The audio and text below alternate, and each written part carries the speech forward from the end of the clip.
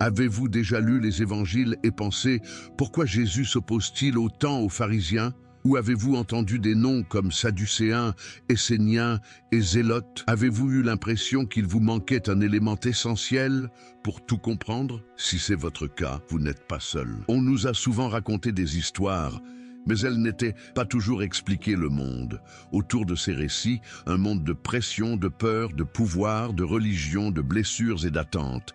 Et lorsqu'on ignore ce contexte, la Bible peut ressembler à un puzzle, auquel il manque la pièce centrale. Aujourd'hui, nous allons faire une étude biblique sur les pharisiens, les sadducéens, les esséniens et les zélotes. De manière claire, profonde et accessible, vous découvrirez qui ils étaient vraiment, les raisons de leur existence, leurs convictions, leurs craintes et comment leurs décisions ont façonné le climat spirituel de l'époque de Jésus. Car il ne s'agit pas simplement d'histoire ancienne, c'est un miroir. Parfois, sans même nous en rendre compte, nous aussi nous retrouvons prisonniers de la pression sociale, de la peur de perdre le contrôle, de la frustration face à l'injustice ou de la lassitude d'une foi éteinte.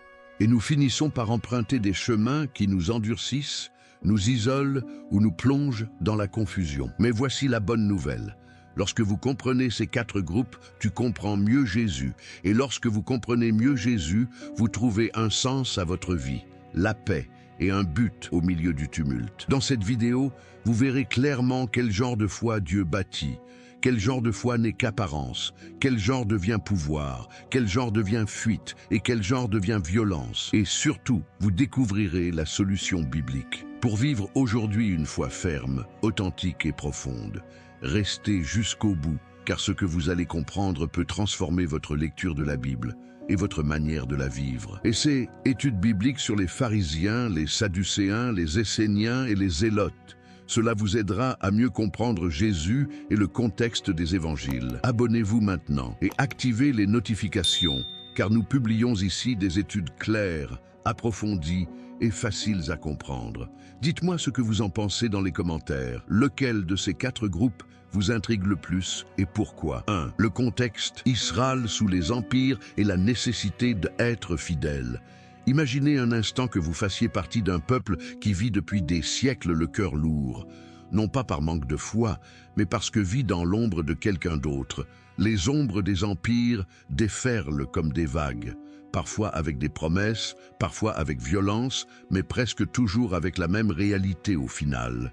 Quelqu'un d'autre est aux commandes. Et pour comprendre pourquoi les pharisiens, les sadducéens, les esséniens et les zélotes apparaissent, il faut d'abord ressentir cette pression dans sa poitrine, car ces groupes ne surgissent pas du néant. Ils naissent d'une question qui devient urgente, presque quotidiennement, comme le pain et l'eau. Comment pouvons-nous rester le peuple de Dieu quand le monde qui nous gouverne ne vit pas selon les commandements de Dieu? Israël avait déjà connu la douleur de l'exil. La Bible montre comment le peuple fut ébranlé, brisé et dispersé à cause de son péché et du jugement de Dieu, et comment, au cœur de cette épreuve, naquit une leçon qui demeura gravée dans leur mémoire. Lorsque le cœur se détourne du Seigneur, la nation est brisée de l'intérieur. Et à leur retour, lorsque la vie commença à se reconstruire, le désir de beaucoup était clair. Nous ne pouvons pas répéter la même erreur. Et par conséquent, après cette époque, la foi cessa d'être simplement une belle tradition et devint une question de survie spirituelle. Le temple, la loi, le sabbat, la pureté, la manière de manger, de travailler, d'élever les enfants, tout devenait un rappel. Nous sommes différents parce que nous appartenons à Dieu, mais le monde a continué de tourner et d'autres empires ont vu le jour. Dans un premier temps, le peuple vécut sous domination perse, période durant laquelle il connut une certaine stabilité et une reconstruction, mais il n'était pas encore totalement libre. Puis vint l'influence grecque, et avec elle, non seulement une armée, mais aussi quelque chose de plus subtil. Une culture et une façon de penser, un langage, un mode de vie qui pouvait s'insinuer dans l'esprit sans demander la permission. Et c'est là que la tension s'est accentuée, car il ne s'agissait pas seulement de « ils nous gouvernent », il s'agissait de « ils veulent nous transformer ». Imaginez ce que cela signifie pour une famille ordinaire. Votre enfant entend de nouvelles idées dans la rue, découvre de nouvelles coutumes, entend des histoires de dieux et de héros.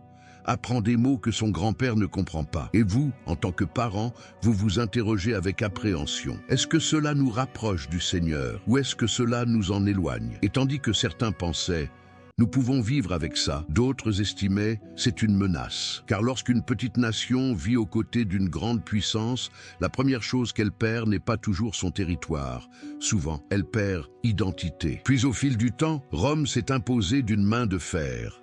Et Rome n'a pas seulement imposé des impôts, elle a imposé la paix par l'épée. Soldats, emblèmes, châtiments, surveillance. Et le peuple, qui portait en mémoire l'alliance avec Dieu, devait se confronter chaque matin à une réalité déplaisante. Jérusalem est là, mais la puissance de Rome l'est aussi. Et puis, vient la grande question qui divise l'âme d'une nation. Restons-nous fidèles en obéissant à la loi plus fermement que jamais? Sommes-nous en train de rechercher le pouvoir pour survivre et protéger le peu que nous possédons? Devons-nous nous distancer du système pour éviter d'être contaminés? Ou bien résistons-nous farouchement parce que seul Dieu mérite de nous gouverner? Regardez comme c'est intense. Une même douleur engendre des réactions différentes. Et c'est précisément ce qui commence à se produire. Car face à la pression, les êtres humains cherchent une issue. Et face à l'oppression, chaque groupe croit détenir la bonne solution. L'un affirme « la solution, c'est la sainteté ». Un autre « la solution, c'est la stabilité ». Un autre encore « la solution, c'est la pureté absolue ». Un autre « la solution, c'est la libération par la force ». Mais avant que ces noms ne deviennent célèbres, il y a l'atmosphère. Un peuple qui aime Dieu, mais qui est fatigué, justicié, divisé, et en même temps plein d'espérance, car l'Écriture leur avait promis que Dieu ne les oublierait pas. Voici un détail essentiel que le spectateur doit percevoir clairement. Israël n'était pas seulement opprimé de l'extérieur, il était également en proie à une lutte intérieure. Que signifie réellement obéir à Dieu? Ce n'est pas une question théorique, c'était une question de la vie quotidienne. Que faites-vous lorsque vous êtes humilié par un Romain? Comment réagissez-vous lorsqu'une culture étrangère vous séduit? Face à la corruption des dirigeants, restez-vous ou partez-vous? Comment réveiller spirituellement les gens? Et ce genre de questions ne trouve pas de réponse en une seconde. On y répond par des prises de position, par des décisions, par des actions. Par conséquent, lorsque vous ouvrez le Nouveau Testament et que vous rencontrez des pharisiens, des sadducéens, des esséniens et des zélotes, vous ne voyez pas simplement des groupes religieux, vous voyez réactions humaines, certains sincères, d'autres endurcis, à une dure réalité historique. Vivre comme le peuple de Dieu dans un monde dominé par des puissances qui ne partagent pas votre foi. Et maintenant, compte tenu de ce scénario, la voie est libre pour comprendre ce qui suit. Comment la nécessité de protéger la foi, d'interpréter la loi, de survivre sous Rome et de préserver l'identité du peuple a fini par donner naissance à 4 manières distinctes d'être fidèle. Car le décor est déjà planté, la question est déjà posée. Et le cœur d'Israël, sous le poids des empires, est sur le point de se scinder en chemins qui marqueront toute l'histoire entourant Jésus. 2. Après l'exil, la loi au cœur de l'identité. Imaginez maintenant que l'exil soit derrière vous, mais il ne l'est pas, la peur de le répéter. Car lorsqu'un peuple subit une chute aussi douloureuse que la déportation à Babylone, il en tire une leçon qu'il n'oublie pas facilement. Si nous nous détournons du Seigneur, nous perdons tout. Et lorsqu'ils reviennent enfin, lorsqu'ils reconstruisent les maisons, les murs, les rues, et surtout lorsqu'ils reconstruisent l'autel et le temple, l'espoir renaît, mais il naît avec une cicatrice. Cette cicatrice a un nom, plus jamais d'idolâtrie. Ne mélangez plus jamais le sacré et le païen, plus jamais un cœur partagé. Et là, dans ce moment de reconstruction, quelque chose devient le centre de tout, la loi de Dieu. La Torah n'était pas qu'un livre ancien. Pour eux, elle était comme une boussole dans le brouillard. Elle leur rappelait l'alliance. Elle était la voix de Dieu guidant un peuple qui avait appris par expérience que la désobéissance n'était pas un jeu. C'est pourquoi la Bible met si fortement en lumière un moment clé, celui où le peuple écoutait la loi comme une source de réconfort pour son âme. Au jour de Esdras et Néhémie, par exemple, le texte décrit comment le peuple, hommes, femmes et tous ceux qui pouvaient comprendre, se rassemblent et comment la loi est lue à haute voix. Et ce n'est pas une scène froide, c'est une scène vivante. Le peuple assiste, écoute et déplacé, crie, et en même temps, ils sont encouragés à célébrer car ils retrouvent leur identité. On perçoit clairement cette atmosphère dans Néhémie 8. Et voici qu'apparaît quelque chose qui marquera tout. Lorsque la loi devient centrale, elle devient aussi centrale qu'il enseigne. Posséder les Écritures est une chose, mais les comprendre, les appliquer, les vivre, les expliquer à ses enfants, dissiper ses doutes et décider de la conduite à tenir face à des situations nouvelles en est une autre. C'est ainsi que peu à peu se dessine une figure sociale et spirituelle d'une grande puissance, les scribes et les enseignants de la loi. Imaginez une famille à Jérusalem ou dans un village voisin. Le père travaille, la mère s'occupe des enfants, ils grandissent, la vie suit son cours, mais désormais la question quotidienne n'est plus seulement « qu'est-ce qu'on va manger ?», mais aussi « comment la foi est-elle vécue ici ?» Est-ce autorisé? Est-ce que cela nous pollue? Que faire si un voisin païen nous invite chez lui? Comment pouvons-nous observer le sabbat sans offenser Dieu? Ainsi, dans une nation qui craint de retomber dans l'oubli, les gens cherchent des repères. Ils recherchent la clarté, ils recherchent la sécurité. Et la réponse se trouve souvent chez ceux qui savent interpréter la loi. C'est pourquoi la loi ne reste pas confinée au temple. Elle commence à circuler parmi le peuple. Elle commence à être enseignée, répétée, discutée et mémorisée. Et la foi commence à être vécue non seulement comme un culte, mais comme une réalité style de vie. Voici maintenant un point crucial pour comprendre pourquoi ce sujet marque la naissance du monde, où apparaîtront plus tard les pharisiens et les sadducéens. Lorsque la loi devient le centre, un désir très fort naît de la protéger. Et le protéger semble une bonne idée, jusqu'à ce qu'on se rende compte à quel point c'est difficile. Car les gens ne vivent pas isolés. Ils vivent entourés par le commerce, les coutumes étrangères, les marchés où l'on vend des aliments dont la pureté est douteuse, des soldats qui ne respectent pas leur intimité et des autorités qui exercent parfois des pressions. Et le cœur humain est fragile. Aujourd'hui, il promet fidélité. Demain, il se refroidit. Alors, que font beaucoup de gens? Ils essaient de se créer des clôtures, des barrières, des habitudes, des règles pratiques pour éviter de tomber dans le péché. Non pas parce qu'ils haïssent Dieu, mais parce qu'ils le craignent et ils veulent lui rendre hommage. Et de cette impulsion naît un concept que vous, en tant que spectateur, devez visualiser clairement. La foi devient discipline. Pas seulement l'émotion, pas seulement la tradition, la discipline. Le samedi cesse d'être simplement un jour comme un autre. Il devient un marqueur identitaire. La nourriture cesse d'être simplement de la nourriture. Elle devient obéissance. La pureté cesse d'être simplement propreté. Elle devient un symbole d'alliance. Et ceci est important. La Bible enseignait déjà depuis Moïse que Dieu désirait un peuple saint. On y trouve des lois sur la pureté, les fêtes, les sacrifices et la justice sociale. Ce n'est l'invention de personne, c'est inscrit dans les Écritures. Mais ce qui change avec le temps, c'est l'accent et la peur. Car lorsqu'on a connu l'exil, la sainteté devient comme un rempart, une défense. Et l'état d'esprit peut basculer de « j'aime Dieu donc je lui obéis » à « si je n'obéis pas parfaitement, tout s'effondre à nouveau ». Et c'est là qu'apparaît une tension qui ne fera que s'amplifier. Certains se concentrent sur temple et sacerdoce, car c'est là que les sacrifices sont offerts et que le culte est perpétué. D'autres se concentrent sur l'enseignement quotidien et obéissance, car ils estiment que la loyauté se teste à la maison, dans la rue, au marché. Vous vous rendez compte? Ce n'est pas seulement une question religieuse, c'est une question de survie spirituelle. Car pour un peuple qui a le souvenir du jugement, la question n'est pas « pouvons-nous vivre comme nous le voulons ?» mais « à quelle distance peut-on s'approcher du bord sans tomber ?» Dans cette quête de sécurité, l'interprétation devient une force considérable. Elle est débattue, mise en pratique et expliquée. Et le peuple commence à considérer certains dirigeants comme les garants de la fidélité. Mais comme pour toute chose humaine, il y a aussi un risque.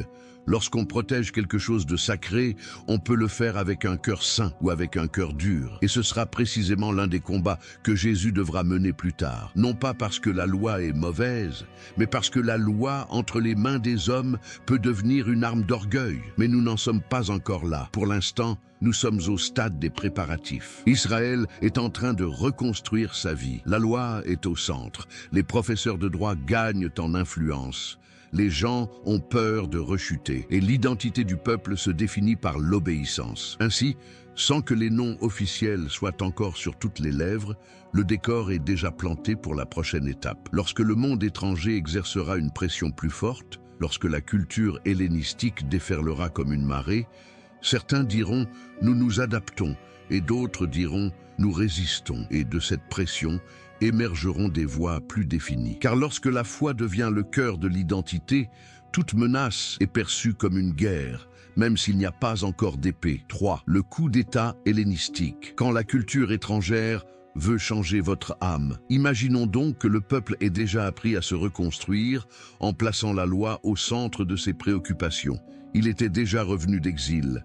Il avait déjà pleuré en écoutant la Torah. Il avait déjà promis « nous ne nous égarerons plus ». Et pendant un temps, cette promesse sembla inébranlable. Mais l'histoire n'est pas figée, car soudain, le monde change radicalement. Un empire apparaît qui ne se contente pas de conquérir des territoires, conquérir les esprits. Et c'est là que commence le coup d'État helléniste. La culture grecque. Pour comprendre cela, réfléchissez à ceci. Une armée peut dominer votre territoire, mais une culture peut dominer votre cœur sans même que vous vous en rendiez compte. Elle modifie ce que vous admirez, ce que vous considérez comme intelligent et ce que vous croyez être le progrès. Et lorsque cela arrive, le peuple de Dieu traverse une épreuve silencieuse mais profonde, l'essor de la Grèce. Quand la langue et les coutumes franchissent la porte de la vie quotidienne. Après la domination perse, la puissance grecque s'est considérablement étendue. Cette expansion s'est accompagnée de la diffusion de la langue grecque, de nouvelles idées, de nouvelles formes d'éducation, de gymnase, de théâtre, de coutumes sociales et de débats philosophiques. Nombre de ces éléments peuvent paraître neutres, mais au fond, ils soulèvent une question dangereuse. Peut-on vivre comme eux tout en restant fidèle à Dieu? Imaginez la scène dans un village juif. Un marchand arrive, parlant grec, vêtu différemment, proposant des produits d'ailleurs. En ville, des jeunes se mettent à apprendre la langue, car elle leur ouvre des portes. Sur le marché, le style grec devient moderne, et la modernité exerce une fascination, et c'est là que la division apparaît, et elle ne tarde pas à s'amplifier. Certains disent « ce n'est pas si mal, nous pouvons nous adapter, nous pouvons vivre dans le monde ». D'autres répondent « non, c'est un piège, ils vont faire de nous un peuple sans âme ». Et dans ce conflit, la foi cesse de se limiter à l'obéissance à la loi et devient aussi résistante à un courant culturel. Le véritable conflit, il ne s'agissait pas seulement de politique, mais aussi d'identité spirituelle. Car le problème n'était pas l'apprentissage d'une langue. Le problème résidait dans ce qui accompagnait cette langue. Une vision du monde où les dieux païens faisaient partie intégrante de la vie publique, où le corps et le plaisir occupaient une place différente, où le culte se mêlait à des coutumes que les Écritures considéraient comme impures. Et souvenez-vous de ce que nous avons dit, Israël est revenu d'exil, marqué à jamais. Ils avaient appris que l'idolâtrie détruit. Aussi, lorsqu'ils ont commencé à voir autour d'eux des images, des statues et des pratiques païennes, le cœur de beaucoup s'est emballé. Encore? Allons-nous encore flirter avec l'idolâtrie? C'est là que la tension s'exacerbe. La pression n'est pas ressentie de la même manière par tous. Les plus pauvres perçoivent l'occupation comme un fardeau. Ceux qui sont plus proches du commerce y voient des avantages. Les chefs religieux craignent de perdre leur pureté. Et le jeune homme moyen, tiraillé entre tradition et opportunité, s'interroge. Suis-je fidèle ou suis-je en retard sur mon temps? Cette question, bien qu'elle paraisse moderne, est en réalité très ancienne. Et à l'époque, elle faisait l'effet d'une bombe. Le mélange, quand le sacré commence à paraître démodé. Avec le temps, certains segments de la population se sont hellénisés. Ils ont adopté des noms grecs, des coutumes grecques, des façons de s'habiller et même une conception différente de la foi. Cela a créé une blessure intérieure, car d'autres y ont vu une trahison. Et vous devez bien vous le représenter. Il ne s'agit pas d'une discussion académique. Il s'agit d'une discussion familiale, d'une discussion de rue, d'une discussion communautaire. Un père regarde son fils et constate qu'il ne veut plus parler hébreu ni araméen à la maison. Une mère remarque que sa fille admire le mode de vie d'une autre culture.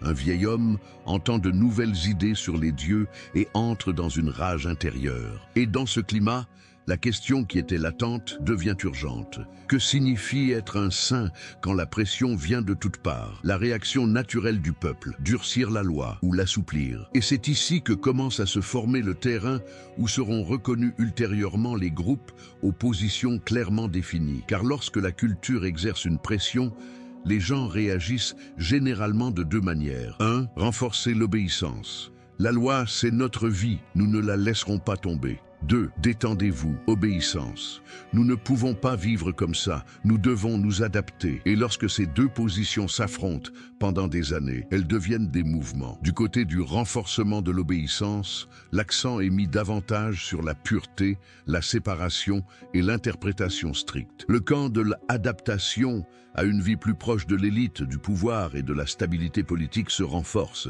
Mais il reste encore un coup dur à venir, un coup qui fera exploser ces tensions. L'hellénisme n'était pas seulement une question d'influence, c'était aussi une question de pression et de conflit, car la culture ne s'instaure pas seulement par les chansons et les belles paroles. Souvent, elle s'impose par la contrainte. Et lorsqu'une puissance étrangère décide que tous doivent vivre d'une certaine manière, ceux qui craignent Dieu ont le sentiment d'être poussés au péché. Et c'est là que prend racine le cœur de la résistance. Certains, en voyant ce mélange, pensent la solution est d'éduquer davantage, d'enseigner davantage, d'être plus prudent. D'autres pensent la solution consiste à nous séparer du système, car tout est contaminé. D'autres pensent la solution est de se battre, car nous n'allons pas renoncer à notre foi. Vous vous rendez compte à quel point la scène devient comme un four. La chaleur ne fait pas que détruire, elle révèle aussi. Elle révèle qui cède, qui résiste et qui se radicalise. Le chapitre suivant est donc écrit « Quand l'oppression devient manifeste ».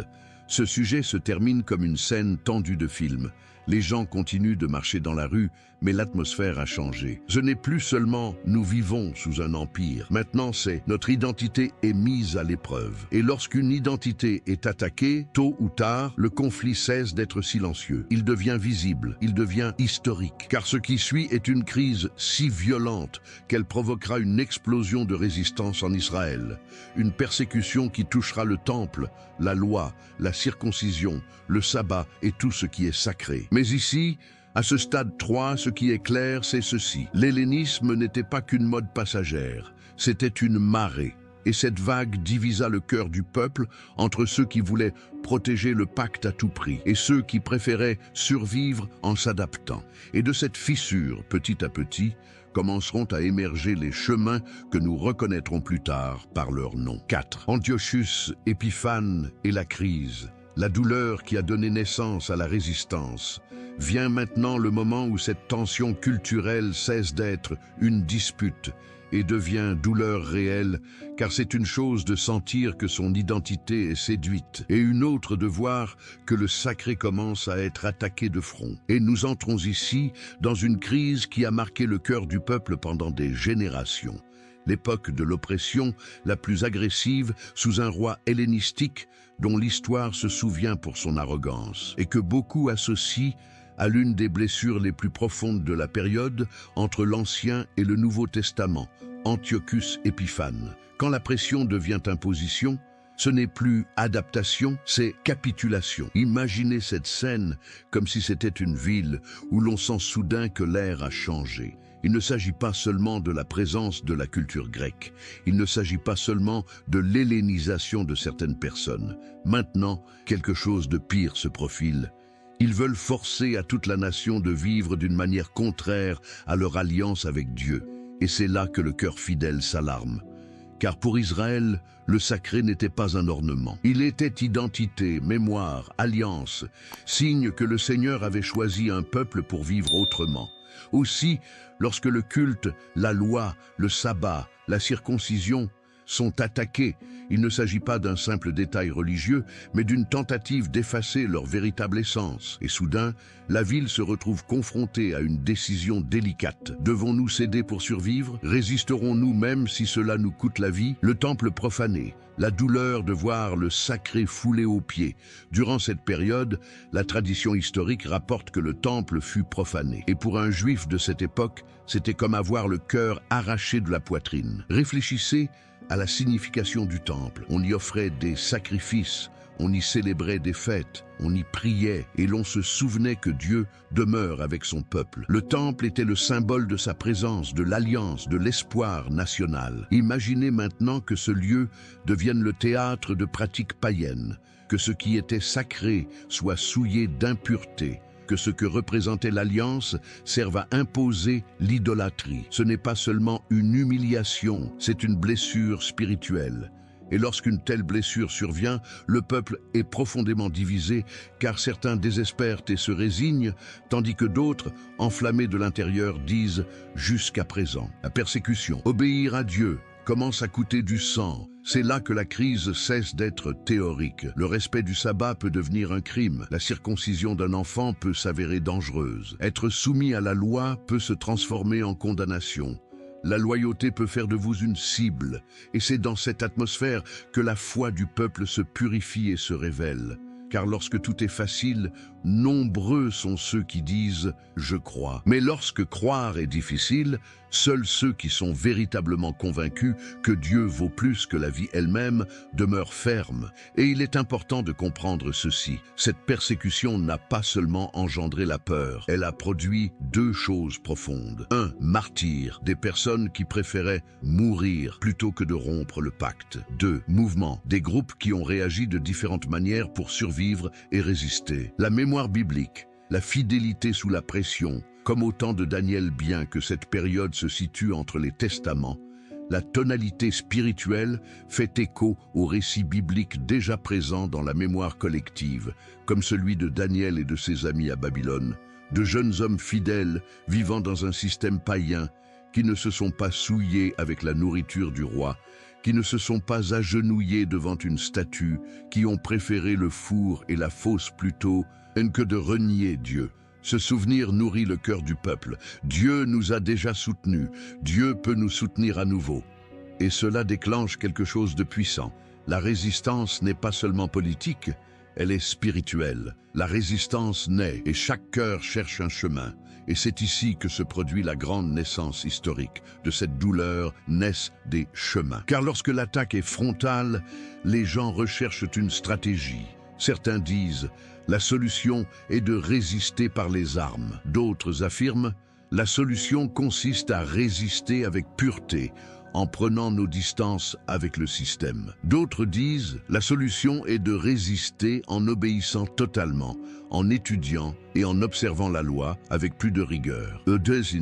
Et certains, par peur ou par commodité, disent « la solution est de s'adapter pour ne pas mourir ». Voyez-vous comment la souffrance forge l'avenir? Cette crise est comme une tempête qui bouleverse tout. Après elle, Israël ne sera plus jamais le même, car les gens apprennent que leur identité n'est pas négociable sans conséquence. Le ton de la fin, lorsque le peuple commence à rêver de libération. Ce point 4 se termine par un sentiment d'urgence qui ressemble à un battement de cœur. Le peuple ne se contente plus de survivre. Il aspire à la liberté. Il réclame la justice. Il implore l'intervention divine. Et ce désir se mue en un espoir plus intense, celui que le Seigneur lui apportera la délivrance. Et voici l'idée qui sera la clé pour comprendre les groupes de l'époque de Jésus. Quand la douleur est profonde, les gens cherchent le salut. Et lorsqu'elles cherchent le salut, tout le monde ne l'imagine pas de la même manière. Certains l'imaginent comme un modèle de sainteté absolue. Parmi les autres priorités figure la restauration des temples et le rétablissement de l'ordre national. D'autres encore, comme la séparation et la pureté absolue. D'autres préfèrent la révolution et la guerre sainte. Et tout cela découle d'un moment bien réel, celui où l'oppression a cessé d'être simplement culturelle et est devenue une blessure directe à la foi. Ainsi, après cette crise, il reste au peuple un souvenir douloureux. La loyauté a un prix. Et ce souvenir est la graine qui plus tard donnera naissance à des voix bien définies, les pharisiens, les sadducéens, les esséniens et les zélotes. Car désormais, après la profanation et la persécution, il ne suffit plus de croire. Maintenant, chacun doit se décider comme il va être fidèle, et on verra ce qu'il est prêt à perdre pour cela. 5. Les Maccabées, la résistance armée et la naissance d'une idée dangereuse.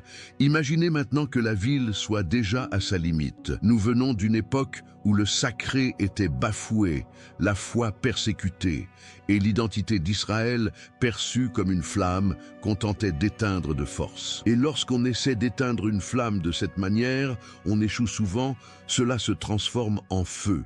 C'est ce qui se produit alors. La résistance des Maccabées émerge et, avec elle, naît une idée qui restera gravée dans la mémoire d'Israël pour des générations. Oui, il est possible de lutter et de reconquérir la liberté. Une famille ordinaire au milieu du chaos. La ville a le sentiment que la foi ne peut plus être vécue en silence. Imaginez une famille ordinaire. Ce ne sont ni des soldats, ni des politiciens. Ce sont des gens qui aiment Dieu, qui respectent la loi et qui s'efforcent d'élever leurs enfants dans la foi. Mais aujourd'hui, ils vivent dans la crainte. Que se passera-t-il si nous observons le sabbat? Que se passera-t-il si nous enseignons les Écritures? Que se passera-t-il si nous refusons de participer aux pratiques païennes? Et cette peur, lorsqu'elle se répète jour après jour, ne fait pas que vous épuiser, durci. Car il arrive un moment où l'âme dit « Ce n'est plus seulement une menace, c'est l'anéantissement de notre foi. » Et alors, le peuple commence à percevoir la résistance comme quelque chose d'inévitable, le soulèvement, quand la loyauté se transforme en action. Dans ce contexte, un mouvement de résistance émerge, mené par une famille sacerdotale connue dans l'histoire sous le nom de Maccabées, ou famille hasmonéenne. Ce qui commence comme un acte de rejet de l'imposition païenne se transforme en rébellion. Or, bien que cela se situe entre les testaments, l'esprit du moment est très bien compris dans la Bible.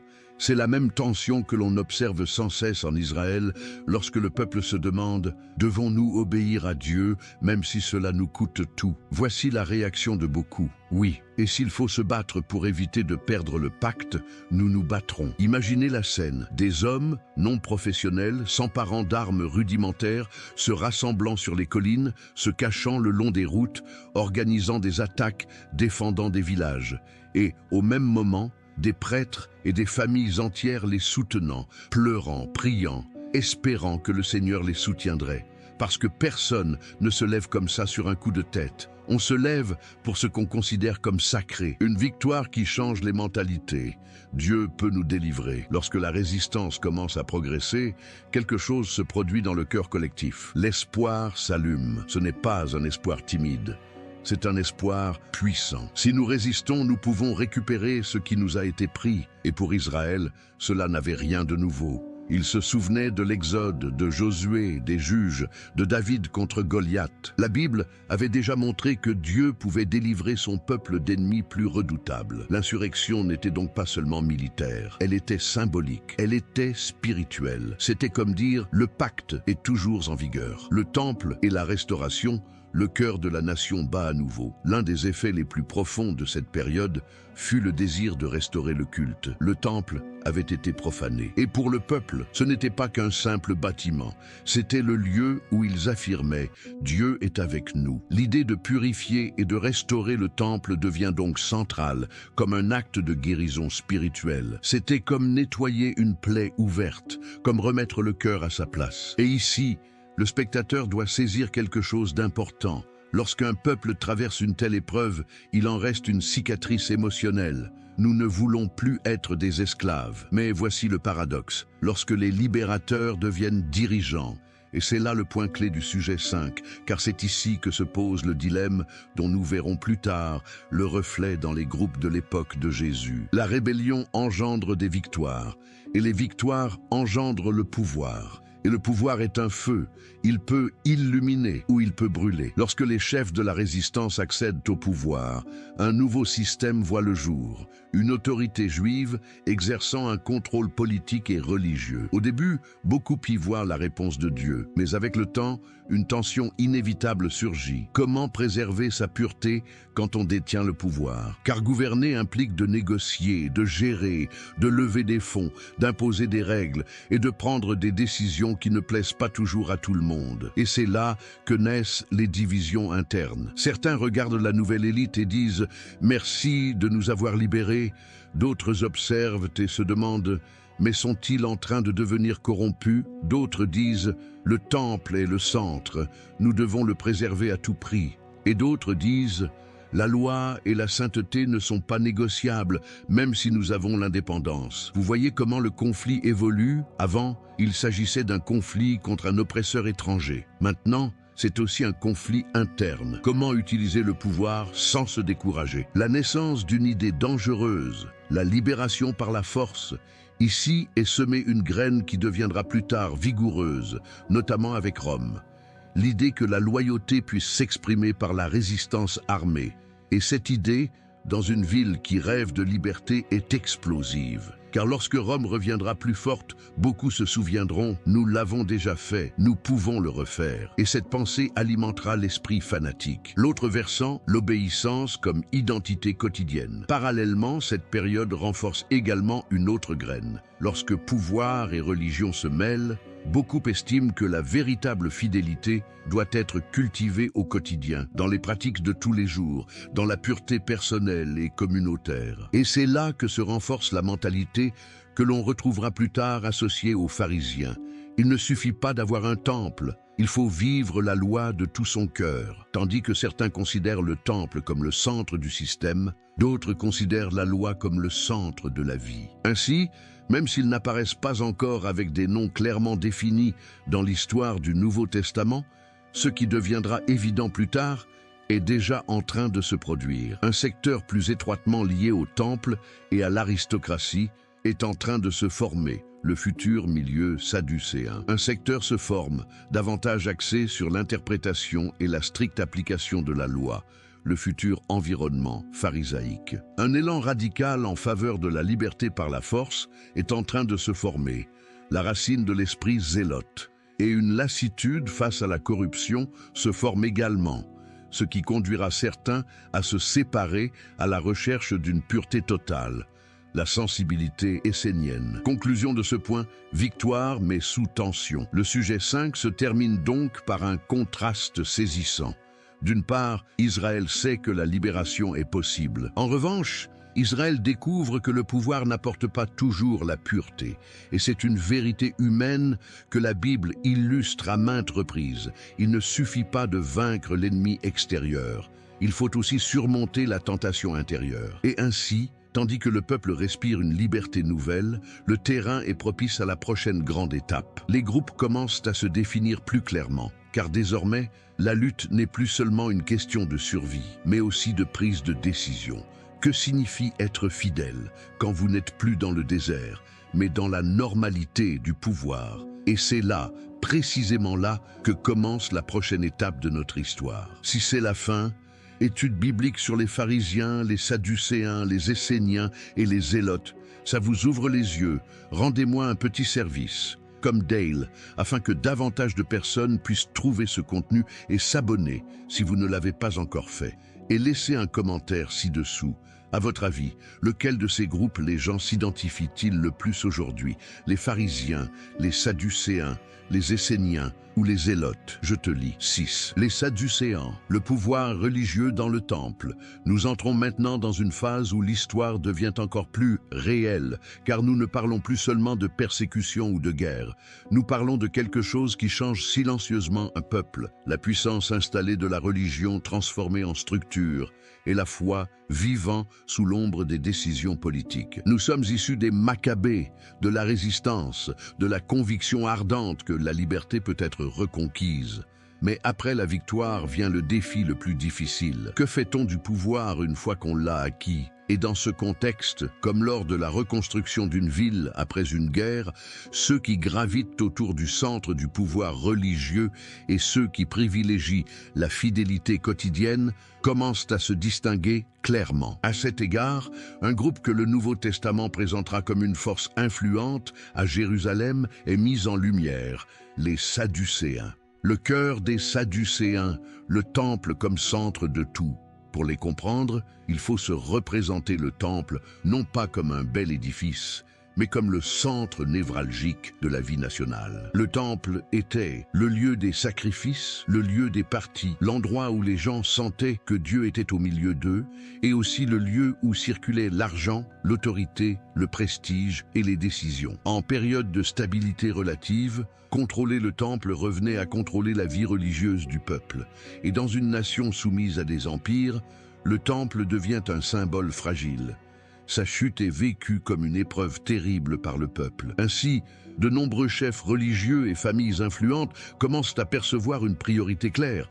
Le temple doit rester en activité à tout prix. Et c'est là que naît la marque distinctive de la pensée sadducéenne, la stabilité institutionnelle. Pour eux, l'essentiel n'était ni de créer un mouvement de réforme populaire, ni de se retirer dans le désert. Leur vision était de protéger le centre religieux, de maintenir l'ordre et de préserver le culte. Proximité du pouvoir. Quand la survie devient négociation, mais une réalité inconfortable se dessine. Lorsque l'on vit sous la domination de grandes puissances, la survie implique parfois de négocier. Et c'est l'un des points qui incite beaucoup de gens à regarder l'élite avec suspicion.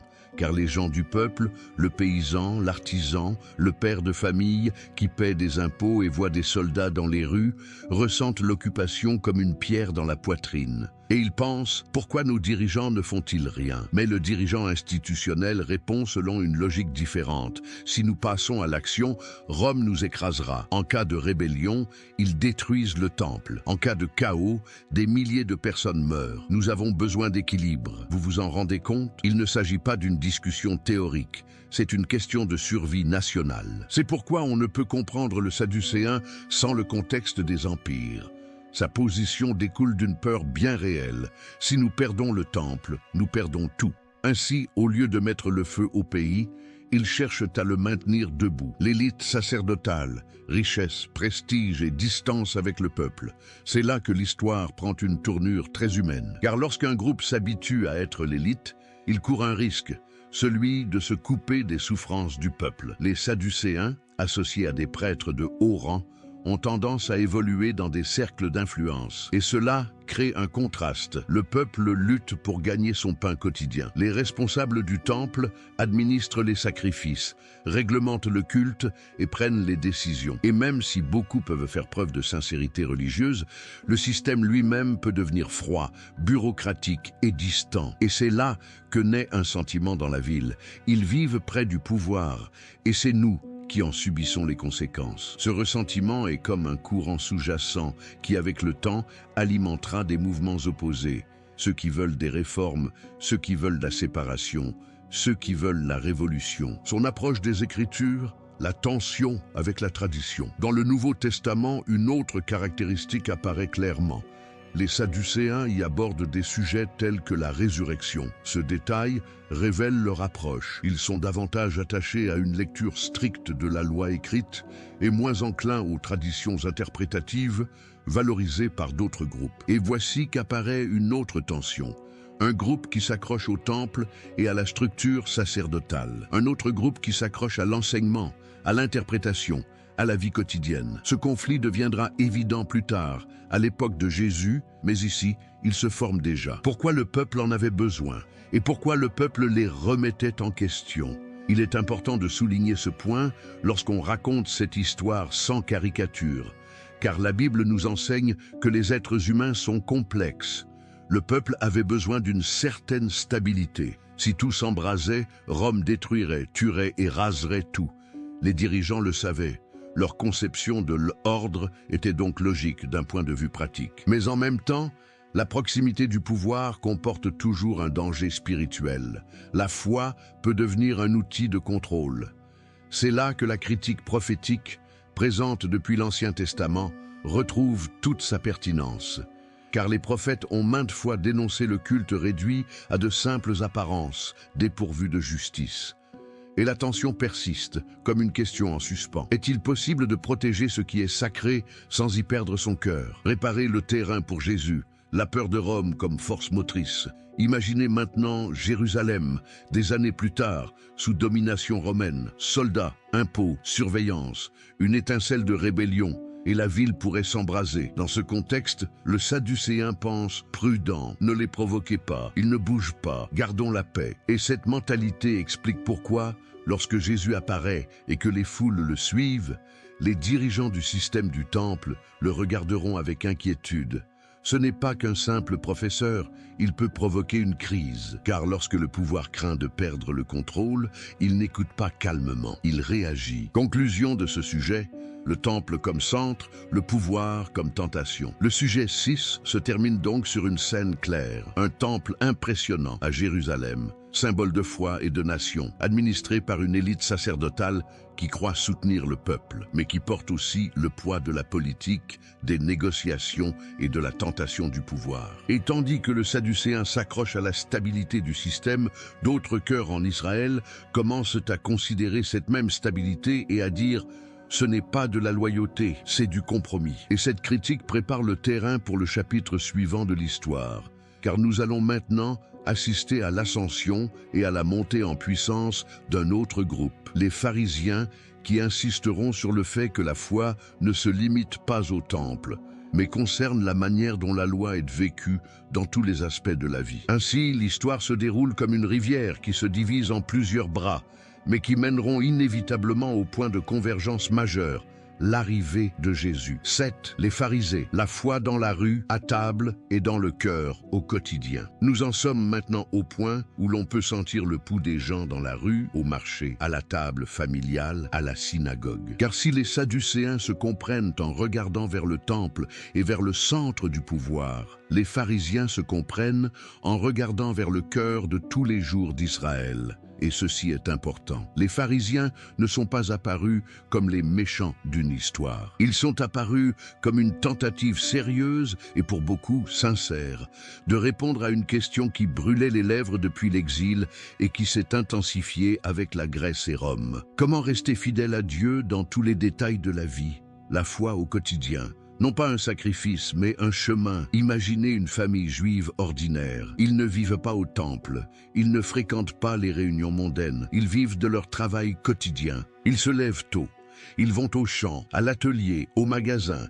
Ils mangent ce qu'ils peuvent. Ils élèvent leurs enfants du mieux qu'ils peuvent.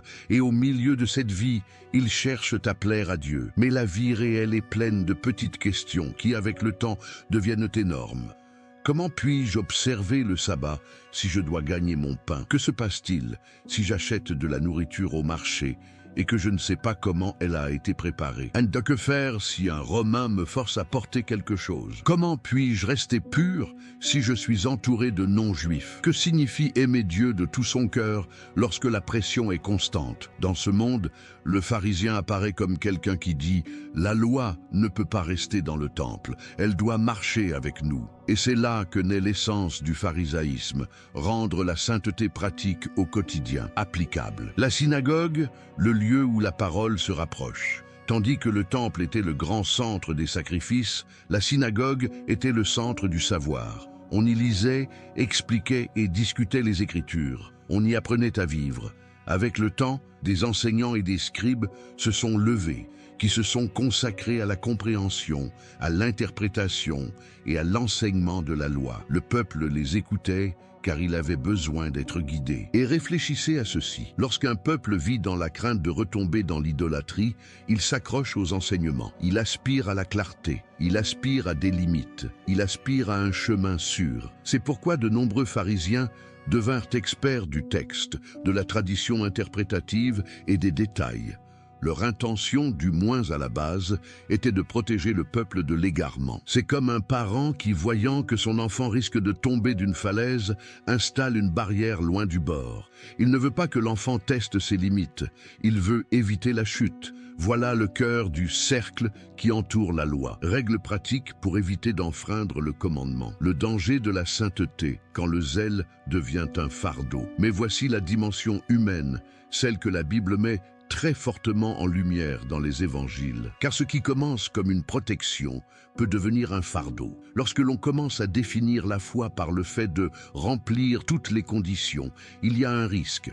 Celui que la relation avec Dieu devienne une liste et que la miséricorde soit oubliée. Imaginez la scène. Un homme arrive, épuisé, accablé par les problèmes et la culpabilité en quête de Dieu. Et au lieu de trouver du réconfort, il ne trouve que des regards accusateurs. Vous obtempérez? Vous ne vous conformez pas. Es-tu pur? Es-tu impur? Et sans vous en rendre compte, vous pouvez finir par aimer votre justesse plus que les autres. C'est pourquoi, au temps de Jésus, le conflit avec les pharisiens était si intense. Non pas parce que la loi était mauvaise, mais parce qu'elle peut utiliser la loi pour se sentir supérieure. Les pharisiens, dans le Nouveau Testament, pas tous identiques, mais tous influents. Or, un point souvent négligé, dans les évangiles et dans les actes des apôtres, on voit des pharisiens avec des attitudes différentes. Certains pharisiens s'opposent durement à Jésus, cherchant à le piéger. Mais il y a aussi des pharisiens qui abordent la question avec de véritables interrogations. Pensez par exemple à Nicodème. Un pharisien vint de nuit s'entretenir avec Jésus, cherchant à le comprendre. Jean 3. Cela montre déjà qu'il ne s'agissait pas d'un bloc homogène de personnes mauvaises. Il y avait des gens sincères parmi eux. Ce qui est clair, c'est que les pharisiens avaient une influence sur le peuple car ils étaient liés à la vie quotidienne, à l'enseignement et à l'interprétation. Et cette influence n'était pas négligeable. Ils ont façonné la manière dont les gens comprenaient l'obéissance, le péché, la pureté, la prière, le jeûne et la dîme. Le grand affrontement avec Jésus, le cœur contre l'apparence. Lorsque Jésus apparaît, il ne vient pas abolir la loi. En fait, il affirme être venu non pas pour l'abolir, mais pour l'accomplir. Pourtant, Jésus fait quelque chose de profondément troublant. Il place la loi au cœur même du cœur. Il ne permet pas que la sainteté soit simplement extérieure. C'est pourquoi, lorsque Jésus confronte, il le fait avec des phrases qui frappent comme un marteau. Ces gens m'honorent des lèvres, mais leurs cœurs sont loin. Malheur à toi, car tu nettoies l'extérieur de la coupe. Vous filtrez un moucheron et vous avalez un chameau. C'est difficile, mais c'est une opération spirituelle. Jésus dit, la loi n'est pas un masque. La loi est un chemin vers un cœur pur, humble et juste. Et c'est là que beaucoup de pharisiens se sentent menacés. Car si la sainteté n'est plus mesurée uniquement par les apparences extérieures, alors l'orgueil est mis à nu. Pourquoi certains pharisiens s'y opposaient-ils autant ? Parce que Jésus attirait les foules et enseignait avec autorité. Et cela est alarmant. Si les gens le suivent, qu'adviendra-t-il de notre influence? Si vous remettez en question nos traditions, qu'adviendra-t-il de l'ordre? Si leur interprétation prévaut, qu'adviendra-t-il de tout ce que nous avons construit? Et voilà, une fois de plus, la peur que nous avons constatée depuis le début réapparaît. Peur de perdre son identité, peur de perdre le contrôle, peur d'une crise. Dans une ville opprimée par Rome, tout mouvement populaire pouvait tourner au désastre. La résistance à Jésus était donc inextricablement liée à la politique et à la peur. Mais voici le plus étonnant. Certains pharisiens ont changé. Et ce détail est crucial pour toute l'histoire. Après la résurrection et la diffusion de l'Évangile, nous constatons que certains pharisiens se sont convertis. Le cas le plus frappant est celui de Pablo Saul, qui se présente comme un pharisien formé à la loi, zélé, et qui trouve ensuite le Christ et est complètement transformé. Acte 9, Philippiens 3. Cela signifie que, bien que le pharisaïsme comportât des dangers, il comportait aussi une composante de véritable passion pour Dieu, qui, dans certains cas, fut rachetée et réorientée. Conclusion de ce sujet, les pharisiens, reflets de nous-mêmes. Le thème 7 se termine donc sur une scène réconfortante. Les pharisiens représentent la quête intense de l'obéissance à Dieu dans un monde corrompu. Mais elles représentent aussi le risque que cette recherche ne se transforme en orgueil, en jugement et en dureté. Et l'histoire ne reste pas dans le passé, car la question demeure pertinente. Est-ce que j'obéis à Dieu par amour ou pour me sentir supérieur aux autres? Et maintenant, les pharisiens et les sadducéens étant clairement définis, le récit continue d'évoluer vers un autre extrême, celui des personnes qui, lassées de la corruption et du pouvoir, décident de se séparer complètement du système afin de rechercher la pureté absolue. Ce qui nous amène au chapitre suivant, les Esséniens. 8. La synagogue, les scribes et le pouvoir de l'interprétation. Imaginez-vous à Jérusalem, mais pas la Jérusalem des cartes postales. Imaginez la vraie Jérusalem.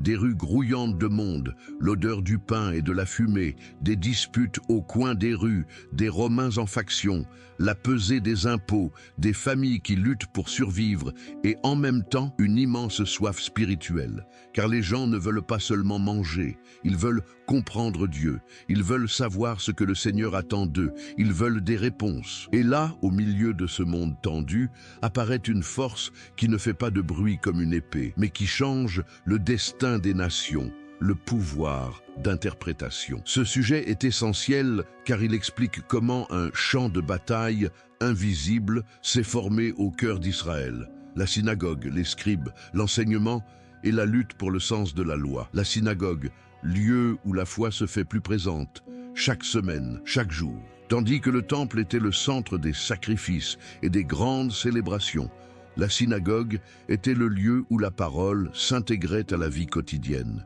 C'était l'espace où le peuple se réunissait, écoutait, apprenait, et où chaque génération recevait la foi comme un héritage vivant. Imaginez un samedi, les gens arrivent, certains sont fatigués d'une semaine de travail, d'autres sont préoccupés, d'autres encore rongés par la culpabilité. Ils s'assoient, le rouleau est ouvert, on lit les Écritures. Et il ne s'agit pas seulement de lecture, il y a explication. Et c'est important, la Bible n'était pas un texte que chacun interprétait à sa manière. Il y avait des enseignants, des scribes, des personnes qui se consacraient à l'étude et à l'enseignement. Dans ce contexte, la synagogue devient le lieu de formation des consciences, où se définissent l'obéissance, le péché et la pureté. Ainsi, bien que le temple fût grandiose, la synagogue avait une influence quotidienne. Les scribes, gardiens du texte et de son application, imaginaient un scribe comme quelqu'un qui vit pour le texte. Il le copie, le préserve, le mémorise, le compare, l'étudie et l'explique. Dans un monde sans imprimerie, la copie des Écritures était une tâche sacrée, mais la copie ne suffisait pas. Il fallait l'appliquer. Et appliquer la loi à la réalité est complexe. Car la loi dit « observer le sabbat ». Mais que signifie exactement travailler? La loi parlait de pureté, mais qu'est-ce qui pollue et qu'est-ce qui ne pollue pas? La loi parlait de justice. Mais comment cela s'applique-t-il sur un marché où coexistent Romains, gentils, pièces de monnaie et impôts? Ainsi, les scribes et les enseignants deviennent comme des ponts entre la loi et la vie. Et c'est là qu'un problème inévitable se pose. Là où il y a des ponts, il y a aussi des conflits à leur sujet où les gens devraient en passer. Pharisiens et sadducéens, deux conceptions de l'autorité. C'est là que le conflit se précise.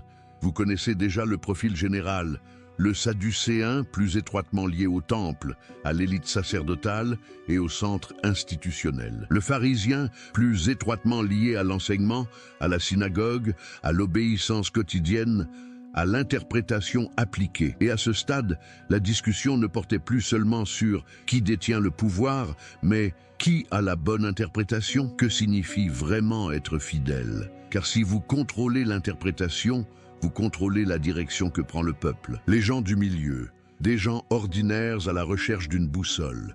Imaginez maintenant l'homme moyen, la femme moyenne. Ils n'ont pas le temps pour des débats philosophiques. Ils doivent vivre. Une mère demande « Mon fils est-il suffisamment pur pour aller prier ?» Un père demande « Que dois-je faire si un soldat romain me force à porter sa charge ?» Un commerçant demande « Puis-je acheter ceci sans être contaminé ?» Un jeune homme demande « Pourquoi mes amis non-juifs vivent-ils ainsi et pas moi ?» Et les dirigeants réagissent de différentes manières. On peut répondre avec plus de souplesse, un autre plus rigide, l'une centrée sur le temple, Un autre qui met l'accent sur les détails de la vie, et le peuple se retrouve pris entre deux feux, à la recherche d'une réponse qui lui apportera la paix, mais qui parfois ne trouve que des disputes. Quand l'interprétation devient un combat, la loi comme bannière. Et voici le plus surprenant. La loi, qui était censée être un don, peut devenir une source de fierté. Car au lieu de dire « j'obéis par amour pour Dieu », le cœur humain peut dire « j'obéis pour prouver que je suis meilleur ». Et cela crée un environnement où la foi devient comparative. Ils sont impurs, ils n'en font pas assez. Nous sommes fidèles, nous le savons. Cette dynamique n'est pas propre aux pharisiens, c'est une tentation humaine. Mais dans le contexte du 1er siècle, elle est devenue très visible. Pourquoi cela prépare le terrain pour Jésus? Voici maintenant le lien direct avec la Bible. Lorsque Jésus apparaît dans les évangiles, il entre précisément dans ce monde de synagogues, d'enseignants, de débats et d'interprétations. Jésus enseigne dans les synagogues. Jésus lit les Écritures. Jésus explique le sens profond de la loi. Jésus s'oppose aux traditions humaines lorsqu'elles se substituent au cœur de Dieu. Et le plus choquant, c'est la réaction des gens. Les évangiles répètent une idée. Jésus enseignait comme quelqu'un qui avait autorité et non comme les scribes. Cela signifie que les gens étaient habitués à un certain type d'enseignement.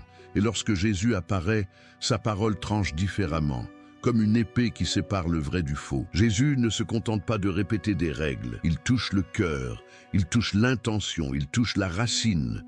Ainsi, la synagogue devient un champ de bataille, car celui qui contrôle l'interprétation contrôle la direction spirituelle du peuple. Et Jésus apparaît comme celui qui remet tout en ordre. Une image forte, le conflit autour du sens du royaume. Imaginez à ce stade que les gens entendent parler du royaume de Dieu, mais que chaque groupe le comprenne différemment. Pour certains, le royaume est synonyme d'obéissance stricte. Pour d'autres, c'est la stabilité du temple. Pour d'autres, c'est la séparation et la pureté. Pour d'autres, c'est la libération nationale. Et Jésus vient et dit, « Le royaume est au milieu de vous. Repentez-vous. Le royaume ne vient pas comme vous le pensez. » Cela crée immédiatement des tensions. Conclusion du thème 8. La bataille invisible qui change tout. Ce sujet se termine donc ainsi. En Israël, avant même que la guerre finale n'éclate, une guerre silencieuse est déjà en cours. La guerre du sens. Car un peuple peut être contrôlé par Rome par les épées, mais elle peut aussi être orientée de l'intérieur par des idées, des interprétations, des traditions, des enseignants. Et tandis que pharisiens et sadducéens débattent et façonnent le peuple selon deux perspectives différentes, une autre réaction se manifeste également, celle de ceux qui, lassés des débats, du système, de la corruption, décident « nous nous sommes retirés, nous nous sommes séparés, nous avons recherché la pureté absolue ». Et c'est là que nous abordons le sujet suivant, où l'histoire devient encore plus intense sur le plan spirituel.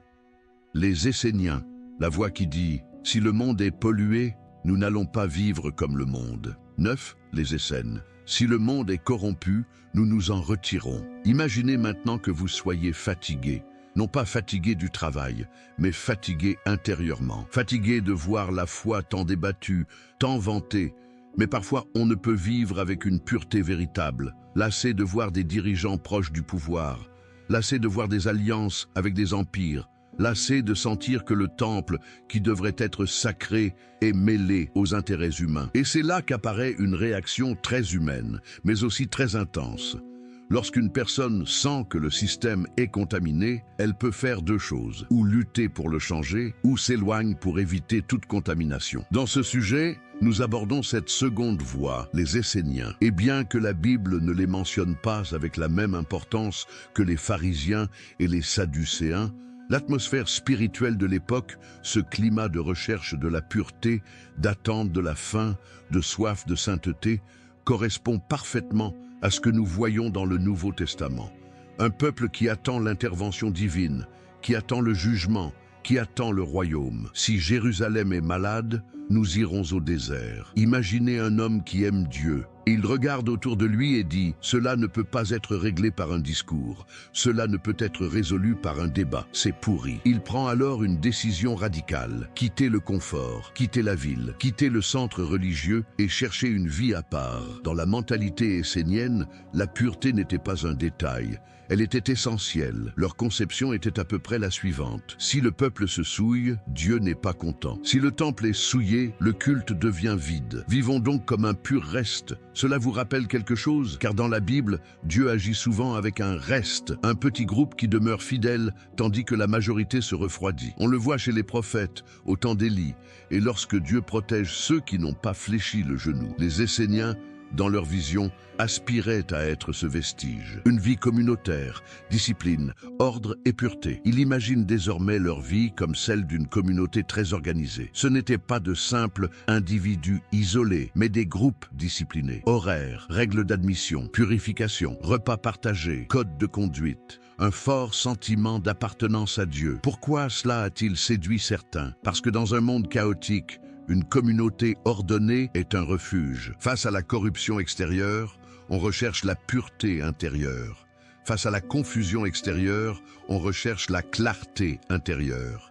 Et si vous êtes de ceux qui ont été témoins de trop d'hypocrisie, une telle communauté peut vous apparaître comme l'endroit où la foi est enfin vécue pour de vrai. L'accent mis sur la pureté, le désir d'être pur devant Dieu. La Bible parle abondamment de pureté, notamment dans l'Ancien Testament. Pureté rituelle, purification, séparation de l'impureté, sainteté comme mode de vie. Cette idée n'a pas été inventée par un groupe particulier. Elle était inscrite dans la loi, mais les Esséniens ont poussé cette pratique à l'extrême. Ils ne se contentaient pas d'obéir. Ils voulaient éviter tout ce qui pouvait ressembler à une contamination. Et voici un point important. Leur quête n'était pas motivée par la mode. Elle était empreinte d'une crainte respectueuse. Elle était motivée par la conviction que le jugement de Dieu approchait et que le peuple devait s'y préparer. Ils sentaient dans l'esprit que l'histoire se dirigeait vers son point culminant. Attente de la fin. Dieu est sur le point d'intervenir. Et cela rejoint l'atmosphère biblique du 1er siècle. Le peuple attendait le Messie. Il attendait la libération. Il attendait que Dieu accomplisse quelque chose de définitif. Les Esséniens vivaient avec cette attente bien présente à leur esprit. Imaginez que vous voyez le monde et que vous dites « Rome domine ». Nos dirigeants négocient, la nation est divisée, la sainteté se refroidit. Cela ne peut pas continuer ainsi. Dieu interviendra. Cet état d'esprit rend la vie intense. Chaque jour est vécu comme une préparation. Chaque décision est vécue comme un état d'esprit de préparation. Le paradoxe, la pureté peut devenir sainteté ou elle peut devenir isolement. Voici maintenant une tension cruciale pour bien raconter l'histoire. Se séparer du mal peut être un acte de sagesse, mais cela peut aussi devenir une bulle. Car si vous prenez trop de distance, vous risquez de considérer tout le monde comme impur et vous-même comme supérieur. Ou encore, vous pouvez perdre le contact avec la souffrance réelle des autres. Et c'est là que l'arrivée de Jésus devient si frappante par contraste. Jésus est pur, mais il ne s'isole pas. Jésus touche les lépreux. Jésus s'assoit avec les pécheurs. Jésus entre dans les villages meurtris. Jésus ne fuit pas la douleur, il l'affronte. En d'autres termes, Jésus manifeste une pureté qui n'est pas protégée par la dissimulation, mais une pureté qui purifiait ce qui est impur. Et ce contraste est important pour le spectateur, car il montre deux manières de rechercher la sainteté. La sainteté comme ne rien toucher, la sainteté comme lumière dans les ténèbres. Où trouve-t-on cela dans la Bible? Même si les Esséniens ne sont pas mentionnés nommément, cela se perçoit dans l'atmosphère, cela se perçoit dans le langage de la préparation, du repentir, du désert, de la purification. Prenons l'exemple de Jean-Baptiste. Il apparaît dans le désert, prêchant la repentance, appelant le peuple à revenir à Dieu, baptisant dans l'eau comme symbole de purification et de préparation. Je ne dis pas que Jean était un Essénien, car la Bible ne l'affirme pas directement. Mais il est évident que le désert comme lieu spirituel et l'idée de préparer le chemin du Seigneur étaient présents à cette époque. Et cela permet de comprendre. Les gens avaient soif d'une foi authentique et profonde, sans artifice. Conclusion de ce sujet, le cri silencieux de ceux qui se détournent. Le thème 9 se termine donc par une image forte. Tandis que Jérusalem continue de fonctionner avec son temple, ses sacrifices et ses débats entre pharisiens et sadducéens, un groupe observe tout cela et déclare « Non, nous ne voulons pas seulement la religion. Nous voulons une véritable sainteté. Nous voulons être prêts pour Dieu. » Et ils s'écartent. Ils vivent selon la discipline. Ils attendent l'intervention divine. Et par leur simple existence, ils lancent une accusation silencieuse contre le système. Si tu avais été fidèle, nous n'aurions pas eu à fuir. Et maintenant, face à ce scénario, l'étape suivante devient inévitable, car pendant que certains se séparent, d'autres s'enflamment de l'autre côté. Ceux qui ne veulent pas fuir veulent se battre. Ceux qui ne veulent pas l'isolement veulent la révolution. Et cela nous amène au sujet suivant, où le feu devient politique, national, explosif. Les zélotes. 10. Un espoir croissant. Le souffrance du Messie sous ses différentes nuances. L'histoire prend alors un tournant, car nous descendons des Esséniens qui, face à un monde corrompu, se sont séparés, ont cherché la pureté, ont vécu en marge de la société. Mais tous ne réagissent pas par la fuite. Il existe un autre cœur qui, face à l'injustice, ne pense pas « je me retire », mais plutôt « je me lève ». Et là, à ce moment précis où l'oppression romaine pèse comme un rocher sur la poitrine du peuple, apparaît un esprit qui sera comme de l'essence sur un feu déjà allumé, les zélotes. Et pour vraiment les comprendre, il faut avoir ressenti ce que signifiait vivre sous le joug romain. Rome dans les rues, impôts, soldats et humiliations quotidiennes. Imaginez que vous marchez sur un chemin poussiéreux pour aller au travail. Soudain, un soldat romain passe. Il ne vous regarde pas comme un frère. Il vous regarde comme s'il était soumis, comme un territoire, comme quelqu'un qui doit obéir. Rappelons-nous un passage des évangiles. Il existait des pratiques telles que celle de contraindre un juif à porter une charge sur une certaine distance. Jésus lui-même dit, si quelqu'un te contraint à porter une charge sur 1 000, fais-en 2 avec lui. Cela montre qu'il s'agissait d'une humiliation quotidienne. Un rappel constant de l'autorité de celui qui détenait le pouvoir. Et puis, il y a les impôts. Le peuple travaillait dur, mais une partie de ses gains allait à Rome. Une autre partie était versée aux autorités locales. Une autre encore servait à maintenir le système. Et beaucoup avaient le sentiment que leur sueur alimentait un empire qui n'était pas le leur. Dans un tel contexte, le cœur est rempli de questions douloureuses. Combien de temps cela va-t-il durer? Où est Dieu?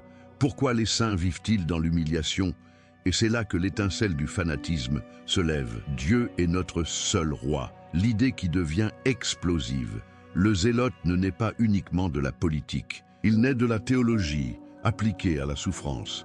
Car si vous croyez que Dieu est roi, si vous croyez qu'Israël appartient au Seigneur, alors accepter la domination absolue d'un empire païen peut être vécu comme une trahison. Le fanatique dit donc quelque chose comme « Nous n'accepterons aucun autre monsieur ».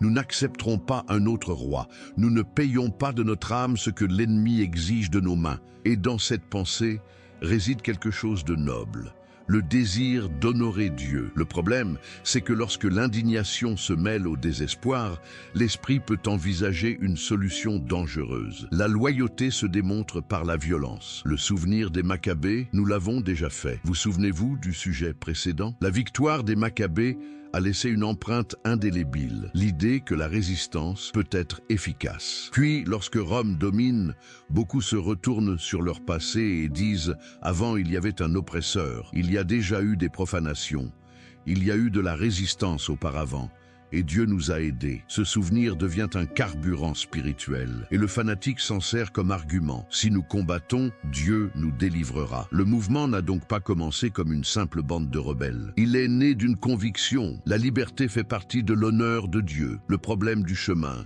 quand la fin sainte justifie des moyens obscurs, c'est là que le sujet devient délicat et profond. Car la Bible nous enseigne une chose. Le cœur humain peut même utiliser le nom de Dieu pour justifier des choses qui ne reflètent pas le caractère de Dieu. Et lorsque la cause est juste, le danger est plus grand, car les gens deviennent aveugles. Le fanatique se prenant pour un défenseur du peuple peut tomber dans ce piège, considéré comme un traître quiconque ne se joint pas à l'équipe, mépriser la patience, haïr ceux qui pensent différemment, et transformer la foi en un combat constant.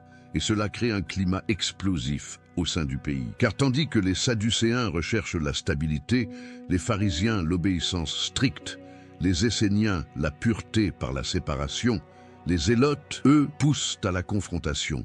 Et la question devient inévitable. Comment Dieu instaurera-t-il son royaume? Jésus apparaît au milieu du feu et il ne prend pas la voie des zélotes. Voici maintenant l'une des scènes les plus choquantes de tout le Nouveau Testament. Jésus entre dans ce monde où beaucoup attendent un Messie guerrier, un libérateur politique. un roi brandissant l'épée. Mais Jésus bouleverse cette attente. Jésus n'appelle pas à la guerre contre Rome. Jésus n'organise pas d'armée. Jésus ne chevauche pas un cheval de conquête. Jésus parle d'aimer l'ennemi, de pardonner, d'un royaume qui commence à l'intérieur de soi. C'est déconcertant, car pour le zélote, cela sonne comme une faiblesse. Mais Jésus montre que le royaume de Dieu ne repose pas sur la haine. Pourtant, Jésus ne ferme pas les yeux sur l'injustice. Il dénonce le péché. Il s'attaque à l'hypocrisie. Il appelle à la repentance. Il parle du jugement, mais il le fait d'un point de vue différent, la logique de la croix. Et c'est là que le conflit est intense. Le fanatique veut gagner en tuant. Jésus triomphe en se livrant lui-même. Et pour beaucoup, c'est incompréhensible. La nation au bord du gouffre, rébellion, effusion de sang et désastre. L'histoire et le contexte biblique nous montrent qu'avec le temps, les tensions s'accumulent jusqu'à exploser. Le peuple juif subit une pression immense et finalement, la guerre éclate contre Rome. Et lorsque Rome réagit, elle ne le fait pas avec modération. Rome écrase et cette destruction ne se contente pas de raser des maisons. Elle détruit des symboles. La destruction du temple bouleverse tout le paysage spirituel. Ici, le spectateur doit le ressentir. Le rêve fanatique d'une liberté par la force finit par se heurter de plein fouet à une gigantesque machine militaire. Et la question prend alors une tournure amère. Était-ce le bon chemin? Un détail biblique glaçant. Un zélote parmi les disciples. Voilà qui est impressionnant.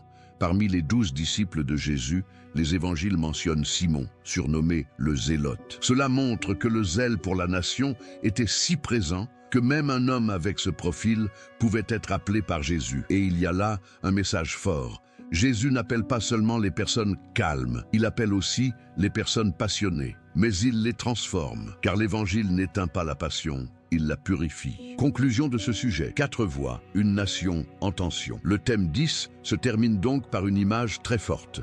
Une nation prise en étau entre l'oppression extérieure et les divisions internes. Et au milieu, un groupe qui estime que la loyauté exige une révolution. Les fanatiques représentent le cri du peuple qui ne veut pas être humilié, mais ils représentent aussi le danger de confondre le royaume de Dieu avec un projet politique armé. Et maintenant, avec les pharisiens, les sadducéens, les esséniens et les zélotes déjà en scène, l'histoire est prête pour le grand moment où toutes ces tensions se rencontrent face à face avec une seule personne, Jésus. Car lorsque Jésus apparaîtra, chaque groupe le regardera et se demandera: es-tu celle que nous attendions? Êtes-vous une menace ou un espoir? Êtes-vous venu confirmer notre chemin ou le corriger? Et cette question sera au cœur du prochain chapitre. Et c'est études bibliques sur les pharisiens, les sadducéens, les esséniens et les zélotes. Cela vous aide à mieux comprendre la Bible. Enregistrez cette vidéo, le regardez à nouveau calmement et partagez-le avec quelqu'un qui est toujours dérouté par ces noms. Et dites-moi juste une phrase dans les commentaires. Quelle est la chose la plus choquante que vous ayez découverte jusqu'à présent? 11. Les zélotes, quand la foi se mélange à la révolution. Imaginez maintenant que tous ces chemins, les pharisiens, les sadducéens, les esséniens et les zélotes, soient comme 4 fleuves qui prennent leur source dans une même souffrance, et que tôt ou tard, ils convergent tous vers le même point. Ce point a un nom, Jésus, car Jésus n'apparaît pas ex nihilo. Il apparaît dans un Israël en proie à des tensions, des espoirs, des déceptions, une soif spirituelle et des craintes politiques. Et lorsqu'il commence à parler du royaume de Dieu, ce royaume ne se pose pas sur un terrain neutre. Il se pose sur un terrain imprégné d'idées préconçues sur ce que le royaume devrait être. C'est pourquoi ce sujet est si important. Nous voyons ici comment chaque groupe réagit, comment leurs alarmes se déclenchent, comment leurs cœurs sont révélés et comment Jésus les confronte sans s'écarter de la vérité de Dieu. L'atmosphère du 1er siècle, une nation qui attend quelque chose de grand. Les gens attendaient, c'est ce qu'on dit. J'attendais le Messie, j'attendais la justice, j'attendais la libération. J'attendais que Dieu fasse quelque chose qui bouleverserait l'histoire. Mais chaque groupe attendait à sa manière. Le pharisien attendait un peuple obéissant, saint, séparé et fidèle à la loi. Les sadducéens aspiraient à la stabilité, un temple fonctionnel, une nation survivant sous Rome sans destruction. Les esséniens aspirait à une pureté radicale et à un jugement divin qui purifierait le monde. Le Zélote espérait une libération nationale, une rupture avec la domination romaine. Puis Jésus apparaît et il ne rentre dans aucune case. Jésus et les pharisiens, la loi, oui, mais avec le cœur. Les pharisiens attachaient une grande importance à la loi, et Jésus aussi. Jésus cite les Écritures, enseigne les commandements, appelle à la repentance et exige la sainteté. En cela, Jésus n'est pas anti-loi, mais Jésus touche là où le pharisien peut blesser, au cœur. Car Jésus perçoit le danger de réduire la foi à de simples apparences. C'est pourquoi sa confrontation est si forte. Si vous vous occupez de l'extérieur mais négligez l'intérieur, vous êtes perdu. Si vous respectez les règles mais n'aimez pas votre prochain, vous vous êtes vidé de vous-même. Si vous donnez la dîme même pour les plus petites choses mais oubliez la justice, vous vous êtes égaré. Et dans les évangiles, nous constatons cette tension. Tantôt les pharisiens posent des questions pour apprendre, tantôt pour piéger, tantôt ils sont sincères, tantôt ils sont hostiles. Ce qui est frappant, c'est que Jésus ne leur dit pas « abandonnez la sainteté ». Il leur dit « revenez à la vraie sainteté ». Autrement dit, la loi sans amour se transforme en pierre. Et Jésus n'est pas venu faire de la foi une pierre, mais un chemin vivant vers Dieu. Jésus et les Sadducéens, l'autorité du temple et la peur de perdre le contrôle. Chez les Sadducéens, la tension est généralement plus directe et s'articule autour de 2 points, peu et doctrine. Ils étaient liés au temple, et le temple était au cœur du système religieux et de l'équilibre politique. Toute agitation majeure pouvait provoquer une riposte romaine dévastatrice. Et c'est là que Jésus devient dangereux pour eux. Et ce, pour 2 raisons. 1. Les foules, Jésus attire les foules. Et une foule en liesse à Jérusalem, c'est comme mettre le feu aux poudres. 2. Le temple. Lorsque Jésus dénonce la corruption et appelle à un culte pur, il touche un point sensible au sein du système. De plus, les évangiles contiennent des discussions doctrinales, notamment sur le thème de la résurrection. Jésus répond avec autorité et affirme clairement que Dieu n'est pas le Dieu des morts, mais celui des vivants. Mais au-delà du débat, ce qui le sous-tend est une peur. Le Sadducéen pense, si cet homme provoque un soulèvement, Rome ne montrera aucune pitié. Et si Rome punit, le temple tombera. Aussi dur que cela puisse paraître, pour certains Sadducéens, Jésus n'était pas seulement un faux prophète. Il représentait une menace pour l'équilibre des pouvoirs. Et lorsque le pouvoir se sent menacé, il réagit avec force. Jésus est la mentalité essénienne, une pureté qui ne cache pas, une pureté qui rachète. Les Esséniens recherchèrent la pureté par la séparation. Jésus montre une autre forme de pureté, celle qui entre dans la souffrance sans se souiller et, au lieu de se souiller, faire le ménage. Imaginez les scènes. Jésus touche le lépreux et le guérit. Jésus pardonne les péchés. Jésus mange avec les collecteurs d'impôts et les pécheurs. Jésus va là où les autres n'iraient pas. Pour quelqu'un qui croit que la pureté se préserve en évitant tout contact avec l'impureté, Jésus est un mystère. Mais le message de Jésus est puissant. La sainteté n'est pas une faiblesse. La vraie sainteté est force. Jésus ne dit pas « la pureté n'a pas d'importance ». Jésus montre que la pureté est si réelle qu'elle peut transformer l'impureté. Et cela réorganise l'esprit. Il ne s'agit plus de vivre caché, mais de vivre comme la lumière. Jésus et les Zélotes, le royaume ne s'avance pas par l'épée. C'est ici que l'affrontement est le plus explosif. Le Zélote aspire à la révolution.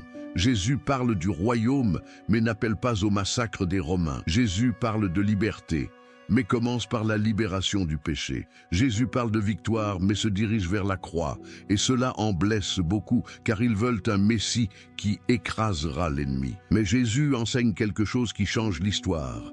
L'ennemi le plus profond n'est pas Rome. L'ennemi le plus redoutable est le péché qui règne sur le cœur.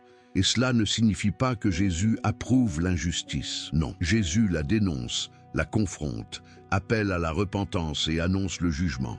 Mais sa manière de vaincre l'injustice est différente. Le Zélote dit « Si nous ne prenons pas l'épée, nous sommes faibles ». Jésus dit « Celui qui prend l'épée périra par l'épée ». Et cette phrase n'est pas de la poésie, c'est une prophétie. Car lorsque la nation entre en guerre contre Rome, Rome l'écrasera. Jésus, quant à lui, pleure Jérusalem. Il avertit, il appelle à un retour à Dieu, un détail qui change tout. Jésus appelle des gens de mondes opposés. Voici quelque chose d'extraordinaire, et c'est du pur évangile. Parmi les disciples se trouvait un collecteur d'impôts, Matthieu, considéré comme un collaborateur du système. Il y avait aussi un fanatique, Simon le Zélote, quelqu'un qui détestait l'occupation. Jésus réunit deux hommes qui, humainement parlant, seraient ennemis et les transforme en frères. Cela montre que le royaume de Dieu n'est pas un parti politique, c'est une famille transformée. La pression monte, des questions aux théories du complot. À mesure que Jésus avance, les conflits s'intensifient. Les pharisiens discutent avec lui au sujet des traditions, du sabbat, de la pureté et de l'autorité. Les Sadducéens se soucient du temple et de la stabilité. Et le peuple est divisé. Certains le suivent, d'autres le rejettent. Et puis vient le moment où la direction décide « cela doit cesser », car Jésus ne s'est pas contenté de parler. Il a exposé, il a révélé, il a bouleversé les choses. Et lorsque la lumière entre, ceux qui aiment la lumière s'approchent, mais ceux qui aiment les ténèbres se défendent. Le point culminant, Jésus sur la croix est l'ironie de tous les chemins. Et alors l'impensable se produit. Le Messie est crucifié. Pour le fanatique, cela ressemble à une défaite totale. Pour les Sadducéens, cela semble être une solution pour maintenir l'ordre. Pour le pharisien endurci, cela semble éliminer une menace. Pour les Esséniens, qui vivent loin de chez eux, cela semble confirmer que le monde est perdu. Mais voici le rebondissement qui change la donne. La croix n'était pas une défaite. C'était le plan de la rédemption. Et la résurrection défie toute logique humaine. Car Jésus ne triomphe pas par la violence, il triomphe en vainquant la mort. Conclusion de ce sujet, le miroir final. Ce sujet finit par se refléter comme un miroir devant le spectateur. Tous les groupes souhaitaient, chacun à leur manière, être fidèles. Mais Jésus montre que la véritable fidélité ne se mesure ni à la proximité du pouvoir, ni à une séparation orgueilleuse, ni à la violence, ni aux apparences religieuses. Elle se mesure à l'aune d'un cœur soumis à Dieu, humble, repentant, plein de vérité et de miséricorde. Et maintenant, après la croix et la résurrection, l'histoire ne s'arrête pas, elle s'étend. Car le message de Jésus commence à parcourir le monde. Le prochain chapitre sera de voir ce qui arrivera à ces groupes et à la nation à mesure que l'Évangile se répand et que les tensions avec Rome deviennent de plus en plus inévitables. 12. Jésus arrive, et maintenant toutes les tensions reposent sur lui. Imaginez maintenant que la fumée de la croix soit encore dans l'air, et que, malgré tout, l'histoire continue de suivre son cours. Car la mort et la résurrection de Jésus ne se produisent pas dans un monde paisible. Elles se produisent dans un monde où Rome règne encore, où le temple demeure le cœur de Jérusalem, où la nation est toujours divisée et où les groupes que nous connaissons déjà, pharisiens, sadducéens, esséniens et zélotes, baignent toujours dans la même atmosphère de tension. Mais il y a quelque chose de nouveau. Quelque chose qui commence comme une petite étincelle et qui, petit à petit, se transforme en feu. Les disciples annoncent que Jésus est vivant. Et ça change tout. Car si Jésus est ressuscité, alors le royaume de Dieu n'est pas un rêve. C'est une réalité. Et cette réalité exercera une pression sur chaque groupe jusqu'à ce qu'il soit contraint de prendre position. Un commencement humble, mais impossible à éteindre. L'Église naît à Jérusalem. Après la résurrection, la Bible nous montre que les disciples sont restés unis, attendant l'accomplissement de la promesse. À la Pentecôte, le Saint-Esprit est descendu et la prédication s'est répandue comme une traînée de poudre. Soudain, Jérusalem a entendu un message qu'elle ne pouvait ignorer. Ce Jésus que vous avez crucifié, Dieu l'a ressuscité des morts. Les gens sont touchés, ils se repentent, ils se font baptiser et la communauté grandit. C'est là que le conflit avec le système religieux devient inévitable, car les apôtres ne prêchent pas une idée privée, ils proclament une nouvelle publique. Jésus est le Messie. Et cette nouvelle touche un point sensible chez ceux qui sont au pouvoir. Les Sadducéens réagissent en premier, l'attaque du temple et la résurrection. Dans le livre des Actes, il est clairement indiqué que les Sadducéens sont particulièrement contrariés pour une raison, la résurrection. Pourquoi ? Parce que pour eux, le message du Christ ressuscité n'est pas simplement une doctrine, c'est une menace pour leur pouvoir. Imaginez la scène. Pierre et Jean prêchent dans le temple ou à proximité. La foule est nombreuse, l'autorité est présente. Et les Sadducéens, proches des responsables du temple, constatent que le message se répand précisément là où ils considèrent le centre de tout. Alors ils réagissent, ils arrêtent, ils menacent, ils tentent de les faire taire. Et voici que s'accomplit la parole de Jésus.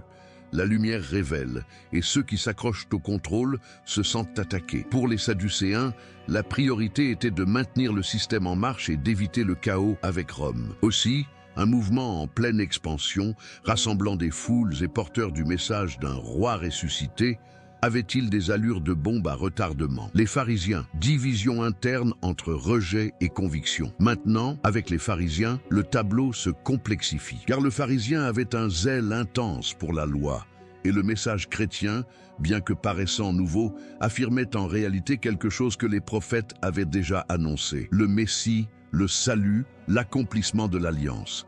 Par conséquent, au sein du monde pharisaïque, une tension apparaît. Certains perçoivent les disciples de Jésus comme une menace pour la tradition et l'ordre établi. D'autres estiment qu'il y a du vrai là-dedans, car l'Écriture fait état d'un accomplissement. Dans les Actes des Apôtres, nous voyons des pharisiens participer à des débats et à des prises de décision. Un personnage important y apparaît même, Gamaliel. Un pharisien, un docteur de la loi, conseille la prudence.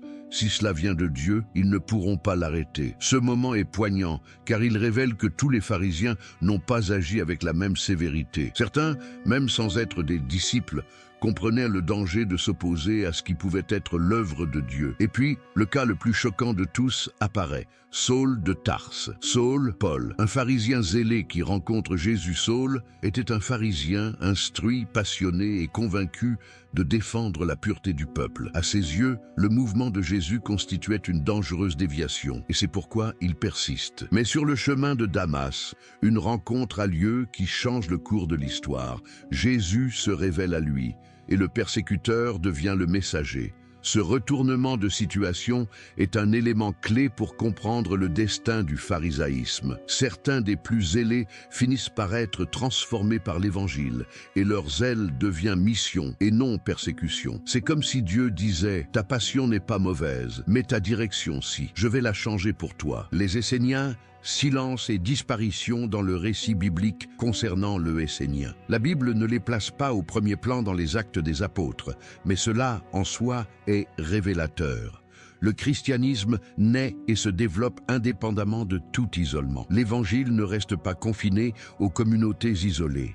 Il pénètre dans les villes, les marchés, les routes, les foyers, les prisons et les tribunaux. Ainsi, si la stratégie des Esséniens était « nous nous séparons pour rester purs », le christianisme présente une autre stratégie. Nous entrons dans le monde avec une pureté qui transforme. Par conséquent, même si nous ne trouvons pas de scène essénienne dans les Actes des Apôtres, le contraste est évident dans la manière dont elle s'est développée. Les zélotes, le feu ne cesse de grandir, et Rome continue de regarder. Tandis que l'Évangile se répand, le climat politique demeure tendu. Rome est toujours présente. La nation reste blessée et le fanatisme ne disparaît pas. Il continue de s'envenimer. En effet, tandis que les apôtres prêchent le royaume de Dieu en mettant l'accent sur la spiritualité, nombreux sont ceux, au sein de la nation, qui continuent d'espérer une libération par la force. Et cela crée une double tension. D'un côté, le christianisme affirme « Jésus est roi, mais son royaume ne progresse pas par la violence ». En revanche, le fanatique affirme « Sans guerre, il n'y a pas de liberté ». Cette tension va finir par exploser. Il est important de comprendre ceci. Le christianisme, à ses débuts, n'a pas commencé par une révolution armée. Rome, cependant, craignait tout mouvement de masse. Par conséquent, le climat devint de plus en plus tendu. La communauté chrétienne, une vie nouvelle au sein d'un monde ancien. Les Actes des Apôtres révèlent une chose impressionnante. Les croyants partagent, s'entraident, se réunissent, prient et persévèrent face à la persécution. Ils ne vivent pas comme une élite. Ils ne vivent pas comme des personnes violentes. Ils vivent comme une nouvelle famille. Et cette vie, en elle-même, est une confrontation. Car lorsqu'une société est divisée par le pouvoir, la religion, la haine et la peur, et qu'une communauté apparaît qui aime, pardonne et sert, cette communauté devient une lumière qui dérange. En conclusion, l'histoire s'accélère vers un tournant décisif. Le sujet 12 se termine donc en beauté, avec l'accélérateur enfoncé. L'évangile se répand déjà. Les Sadducéens sont perturbés et se lancent à leur poursuite. Les pharisiens sont divisés. Certains s'endurcissent, d'autres se convertissent. Les Esséniens sont exclus du récit, car le royaume n'est pas clos. Les Zélotes continuent d'accroître la pression politique. Et tout cela se déroule sous une ombre qui s'agrandit d'année en année. Rome ne tolérera pas le désordre. Tandis que la foi chrétienne se développe de façon extraordinaire, la nation juive approche d'un point de rupture qui va bouleverser tout le paysage. Un conflit avec Rome si dévastateur que le temple, centre des Sadducéens, sera détruit. Et cet événement, lorsqu'il surviendra, ne sera pas seulement un tournant dans l'histoire politique, ce sera un véritable séisme spirituel. Et c'est là qu'intervient le chapitre suivant.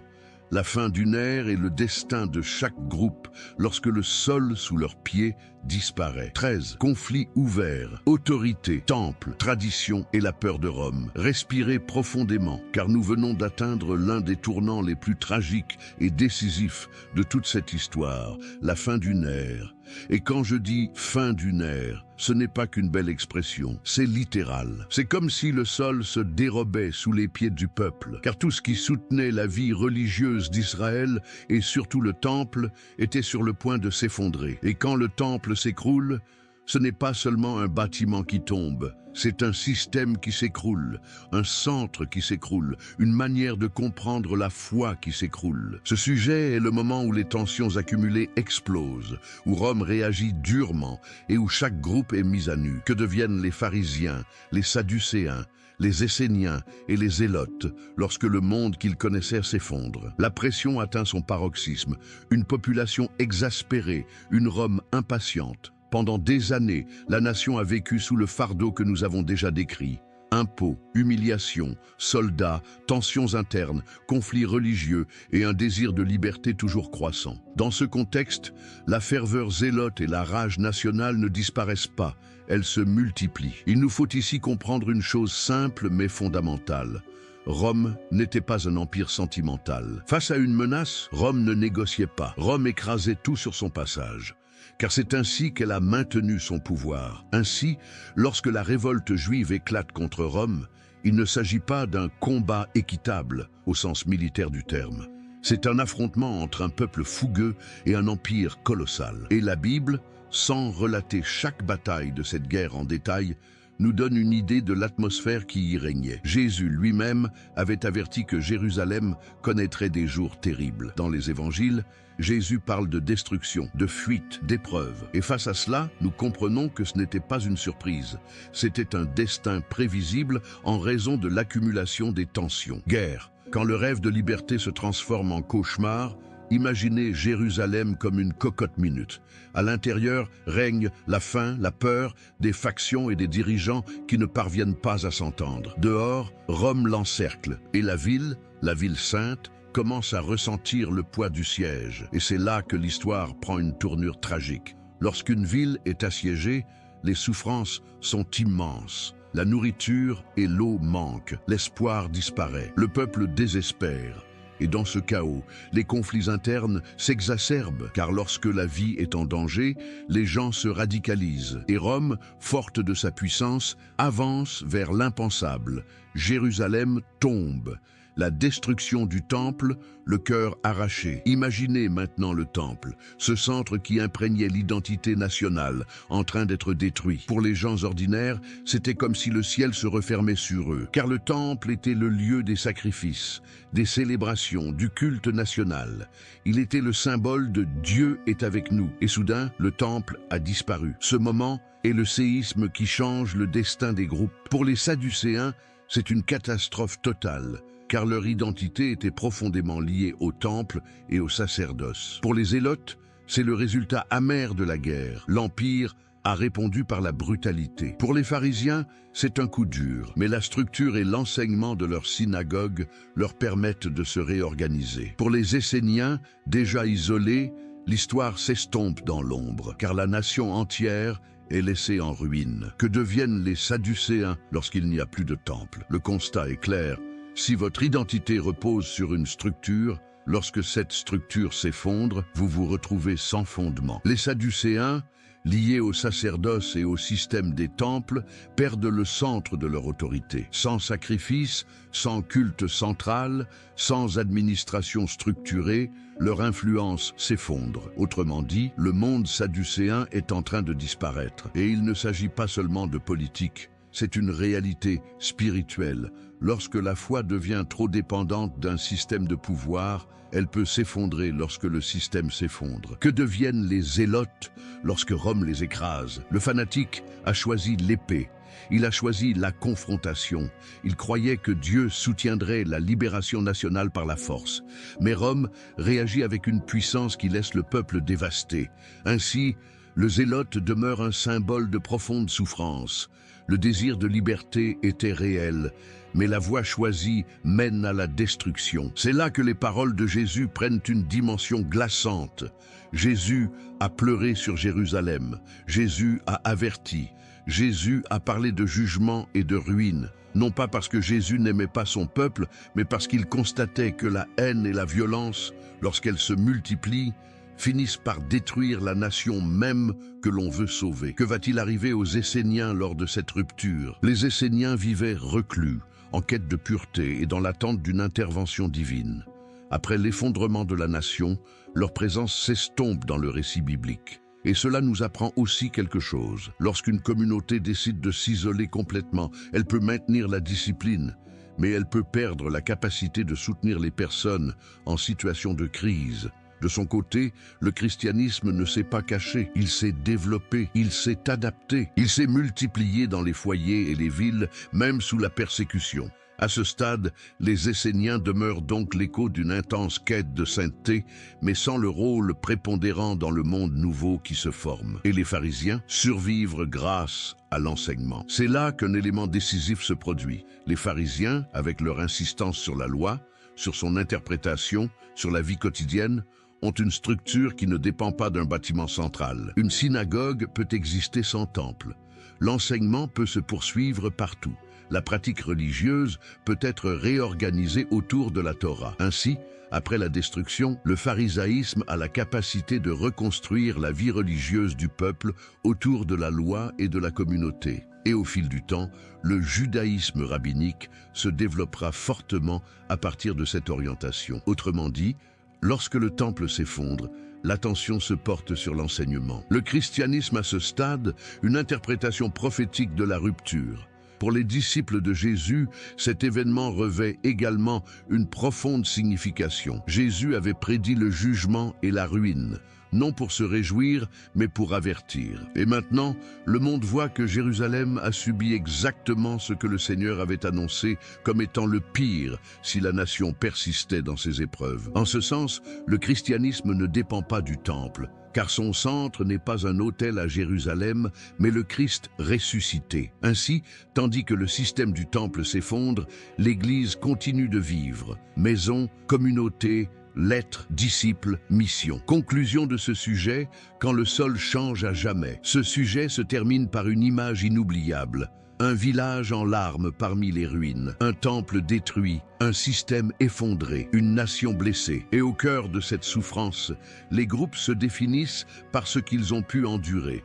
Tout ce qui dépendait du temple fut anéanti. Ce qui dépendait de l'épée s'est effondré. Ce qui dépendait de l'isolement devint une ombre.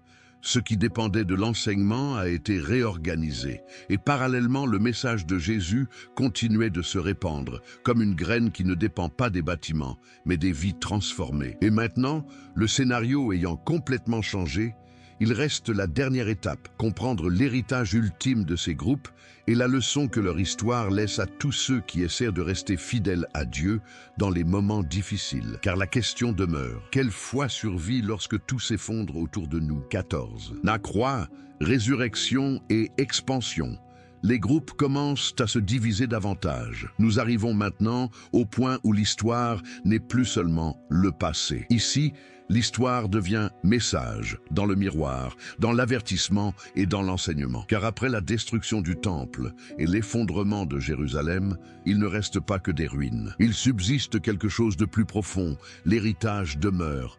Ce qui demeure, c'est ce que chaque groupe a laissé gravé dans notre mémoire. Ce qui demeure, c'est ce que nous apprenons lorsque nous nous retournons sur le passé et disons « Que leur est-il arrivé et pourquoi cela importe-t-il aujourd'hui ?» Et ce thème 14 est précisément cela. La conclusion de ce voyage, l'examen du destin final des pharisiens, des sadducéens, des esséniens et des zélotes, et la leçon que leur histoire laisse à tous ceux qui veulent être fidèles à Dieu dans les moments difficiles. En résumé, 4 réponses à une même douleur. N'oubliez pas l'origine de tout cela. Un peuple opprimé, sous la pression des empires, tenté par les cultures, divisé par la peur et l'espoir. Et face à cette même douleur, 4 réponses sont nées.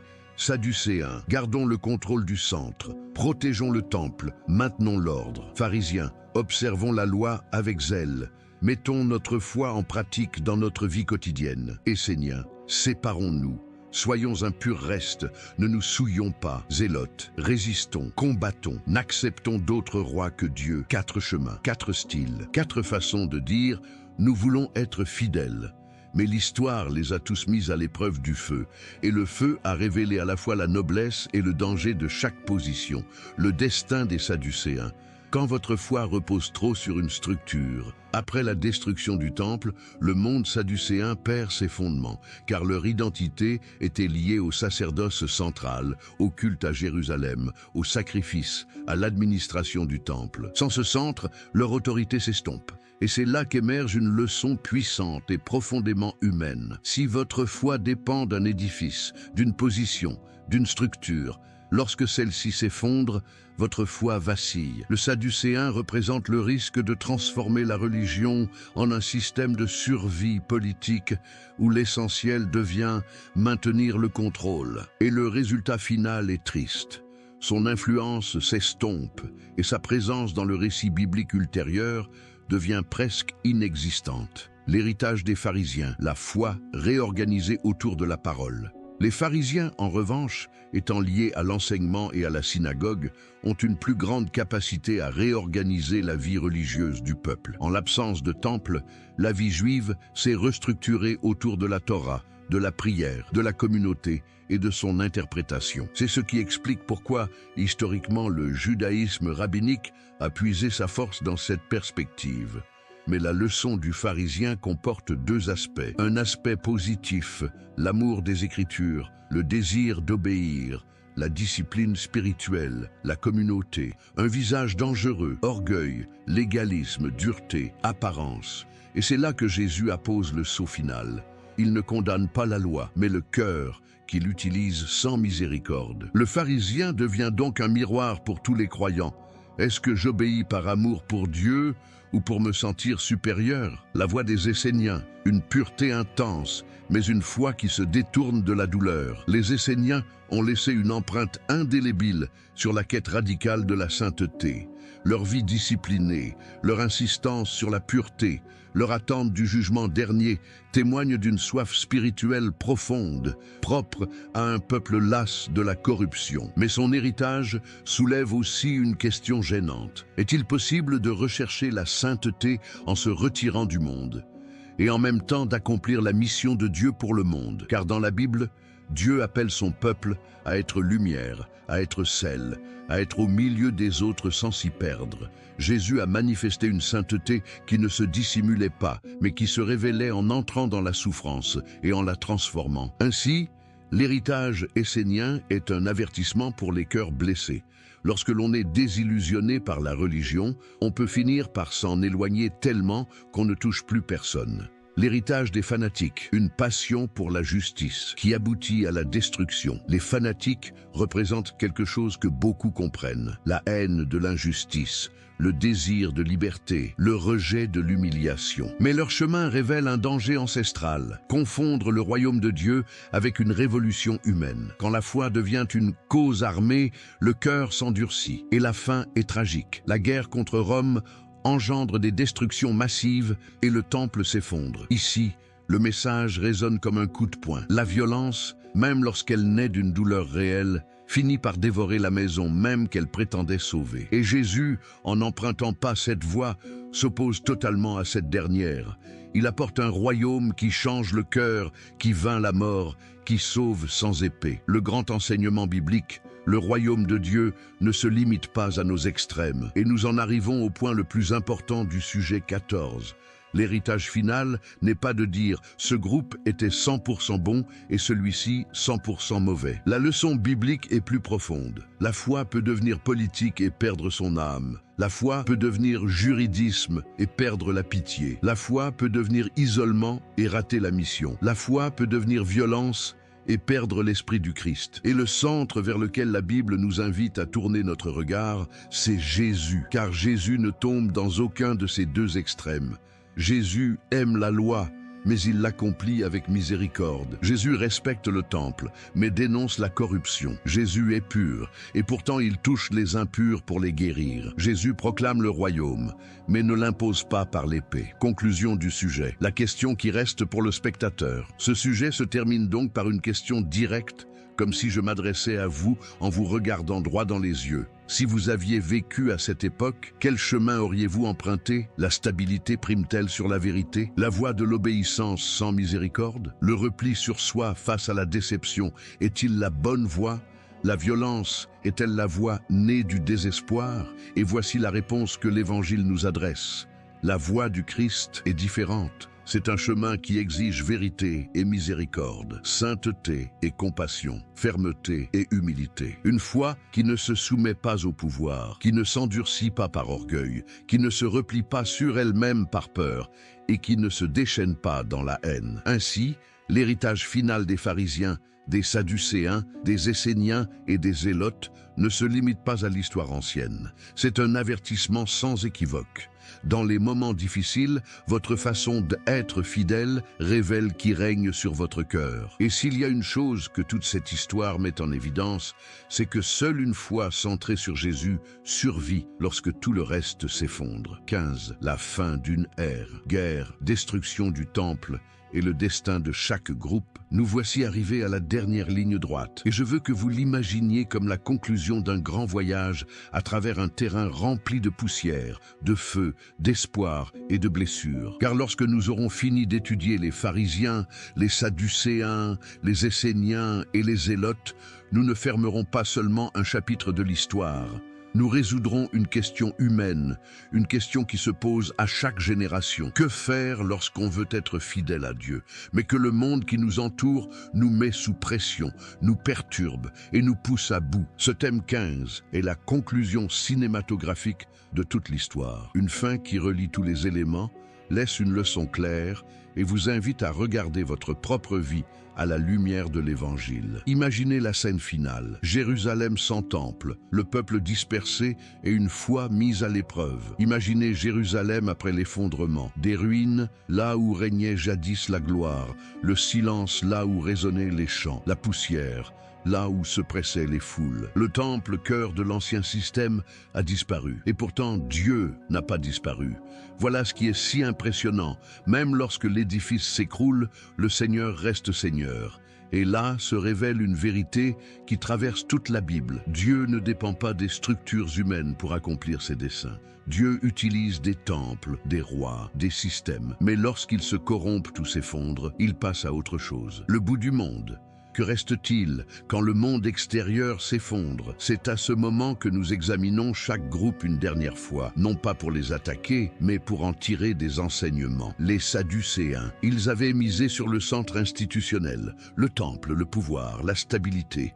Mais lorsque le temple s'effondre, leur monde s'assombrit. Sa fin murmure un avertissement: si votre foi ne repose que sur ce que vous pouvez contrôler, elle s'effondrera lorsque vous perdrez le contrôle. Les pharisiens, ils prônaient l'obéissance et l'enseignement quotidien. Leur héritage perdure dans l'importance accordée aux Écritures et à une vie disciplinée. Mais ils nous mettent aussi en garde. On peut aimer la loi et quand même perdre le cœur de Dieu si l'on oublie la miséricorde. Les Esséniens, ils ont opté pour la pureté absolue en se séparant, cherchant à devenir un saint reste. Leur quête nous inspire, mais elle nous interpelle aussi. On peut éviter d'être contaminé et pourtant ne pas parvenir à changer des vies si l'on se détourne de la souffrance humaine. Les zélotes, ils ont choisi la liberté par la force. Leur passion pour la justice est compréhensible, mais le résultat fut dévastateur. Leur fin tragique est un cri d'horreur. On peut défendre une cause juste et malgré tout se détruire si l'on choisit la haine. Et voici la grande synthèse. 4 voix sont nées d'une même douleur, mais aucune ne constituait le centre parfait, le véritable centre. Jésus est le royaume qui ne dépend ni des épées ni des apparences. Maintenant, je veux que vous ayez l'impression que nous avons une conversation directe. Si vous aviez été là, dans ce monde-là, vous auriez peut-être vous aussi été attiré par l'une de ces voix, car elles offrent toutes quelque chose qui semble nécessaire: commande, obéissance, pureza, liberté. Le problème, c'est que, sans le Christ au centre, ces choses deviennent des idoles. Et Jésus apparaît comme le seul qui remet chaque chose à sa place. Jésus ne nie pas la sainteté, mais la fait jaillir du cœur. Jésus ne nie pas la justice, mais il la construit sans haine. Jésus ne nie pas la vérité, mais la défend avec amour. Jésus ne nie pas la pureté, mais il l'utilise pour guérir, et non pour s'isoler. Et voici le point qui clôt toute l'histoire. Le royaume de Dieu ne s'impose pas, il se révèle. Elle n'est pas soutenue par la force humaine, elle est soutenue par la puissance de Dieu. Les apparences ne suffisent pas à le prouver, seuls les résultats le prouvent. Une leçon pratique pour aujourd'hui, les 4 dangers qui sont encore vivants. Or, sans nous éloigner de la Bible, nous pouvons constater que ces groupes sont comme des miroirs de tentations qui sont encore présentes à toutes les époques, même aujourd'hui. 1. La tentation sadducéenne. Si je maintiens la structure, tout va bien, mais Dieu regarde le cœur. 2. La tentation pharisaïque. Si je fais tout correctement, je suis juste. Mais la justice sans miséricorde devient dureté. 3. La tentation essénienne. Si je garde mes distances, je ne serai pas contaminé. Mais la lumière a été créée pour éclairer, non pour cacher. 4. La tentation du zélote. Si je me bats avec acharnement, je gagnerai. Mais la haine n'engendre jamais la paix de Dieu. Et l'Évangile vous pose alors une question qui transcende les siècles. Quel genre de foi êtes-vous en train de bâtir? L'une qui dépend de facteurs externes, ou l'autre qui dépend du Christ, le final épique, le véritable vestige et la promesse immortelle. La Bible montre que Dieu préserve toujours un reste. Mais le véritable reste n'est pas celui qui se sépare, ni celui qui crie le plus fort, ni celui qui a le plus de pouvoir. C'est celui qui demeure fidèle à Dieu d'un cœur sincère. Et c'est là que toute cette histoire devient porteuse d'espoir. Bien que Jérusalem soit tombée, l'Évangile n'est pas tombé. Bien que le temple ait été détruit, le Christ n'a pas été détruit. Bien que les systèmes se soient effondrés, le royaume a continué de croître. Car la promesse de Dieu ne dépend pas de la stabilité humaine, elle dépend de sa fidélité. Une dernière image pour que le spectateur n'oublie pas. Imaginez 4 ombres s'estompant dans la poussière du temps. Une ombre revêtue de l'autorité du temple, sadducéen. Une ombre portant des rouleaux et des règles, pharisiens. Une ombre marchant vers le désert en quête de pureté, esséniens. Une ombre au poing fermé et au cœur en guerre, les fanatiques. Et puis, au centre, une 5e figure qui ne s'impose pas par la violence, ne se vend pas au pouvoir, ne se cache pas devant la douleur et ne se contente pas des apparences. Une silhouette portant une croix et quittant un tombeau vide, Jésus. Et c'est là la véritable fin de cette histoire. Non pas la chute d'un groupe, non pas la victoire d'un autre, mais la révélation que Dieu accomplit son plan au-delà des empires, des systèmes, des guerres et des religions humaines. Car au final, la question n'est pas « à quel groupe appartiens-tu ?» La question est « à qui appartient ce cœur ?» Et c'est là que se termine toute notre histoire, par une invitation vivante à choisir la voie du Christ, la seule voie qui demeure lorsque le monde tremble. Et maintenant que nous sommes arrivés au terme de cette étude biblique sur les pharisiens, les sadducéens, les esséniens et les zélotes, je voudrais que nous fassions une pause, car il ne s'agissait pas simplement d'informations. C'était un miroir. Peut-être vous êtes-vous reconnu dans la lassitude de celui ou celle qui voit tant de religion et si peu de vie. Peut-être avez-vous ressenti la tension de celui ou celle qui veut bien faire, mais qui parfois se crispe intérieurement. Peut-être avez-vous reconnu cette peur silencieuse de perdre le contrôle et de finir par vivre une foi plus soucieuse des apparences que du cœur. Ou peut-être Avez-vous été touché par cette colère qui surgit face à l'injustice et vous amène à vous interroger combien de temps Dieu? Et c'est là que surgit la tentation de réagir durement par l'isolement ou par l'orgueil. Et c'est là le point essentiel. Ces quatre groupes n'ont pas seulement existé dans un passé lointain. Leurs dangers et leurs excès hantent encore le cœur humain. Car lorsque la vie se complique, lorsque la pression monte, lorsque le monde s'assombrit, il est facile de transformer la foi en peu dans apparence, dans s'échapper ou dans guerre. Mais voici la solution, et elle est biblique, simple et profonde. Jésus. Parce que Jésus ne s'est pas vendu au pouvoir comme le Sadducéen. Il n'a pas fait de la sainteté un masque comme le pharisien endurci. Il n'a pas fui la souffrance comme celui qui se retire du monde. Et il n'a pas embrassé la violence comme le zélote désespéré. Jésus a montré le chemin du royaume, la vérité avec la miséricorde, la sainteté avec la compassion, la fermeté avec l'humilité, la justice sans la haine. Alors, si vous vous sentez confus, accablé, fatigué ou sous pression aujourd'hui, vous n'êtes pas seul. Cette étude vous lance une invitation claire. Revenez à l'essentiel. Revenez au Christ, car une foi centrée sur Jésus ne vacille pas lorsque le monde tremble, elle se fortifie. Et lorsque vous comprenez le contexte, vous comprenez mieux l'Évangile.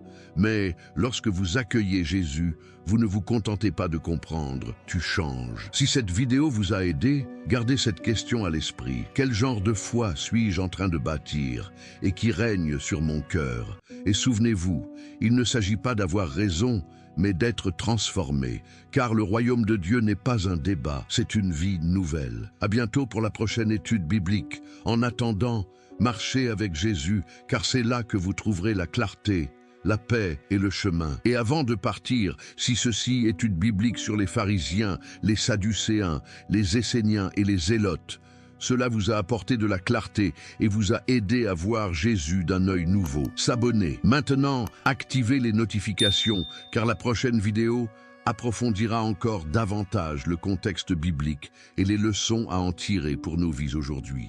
Aime et écrivez dans les commentaires « Jésus est au centre ». Si vous souhaitez que nous prions pour que votre foi soit ferme, réelle et pleine de sens.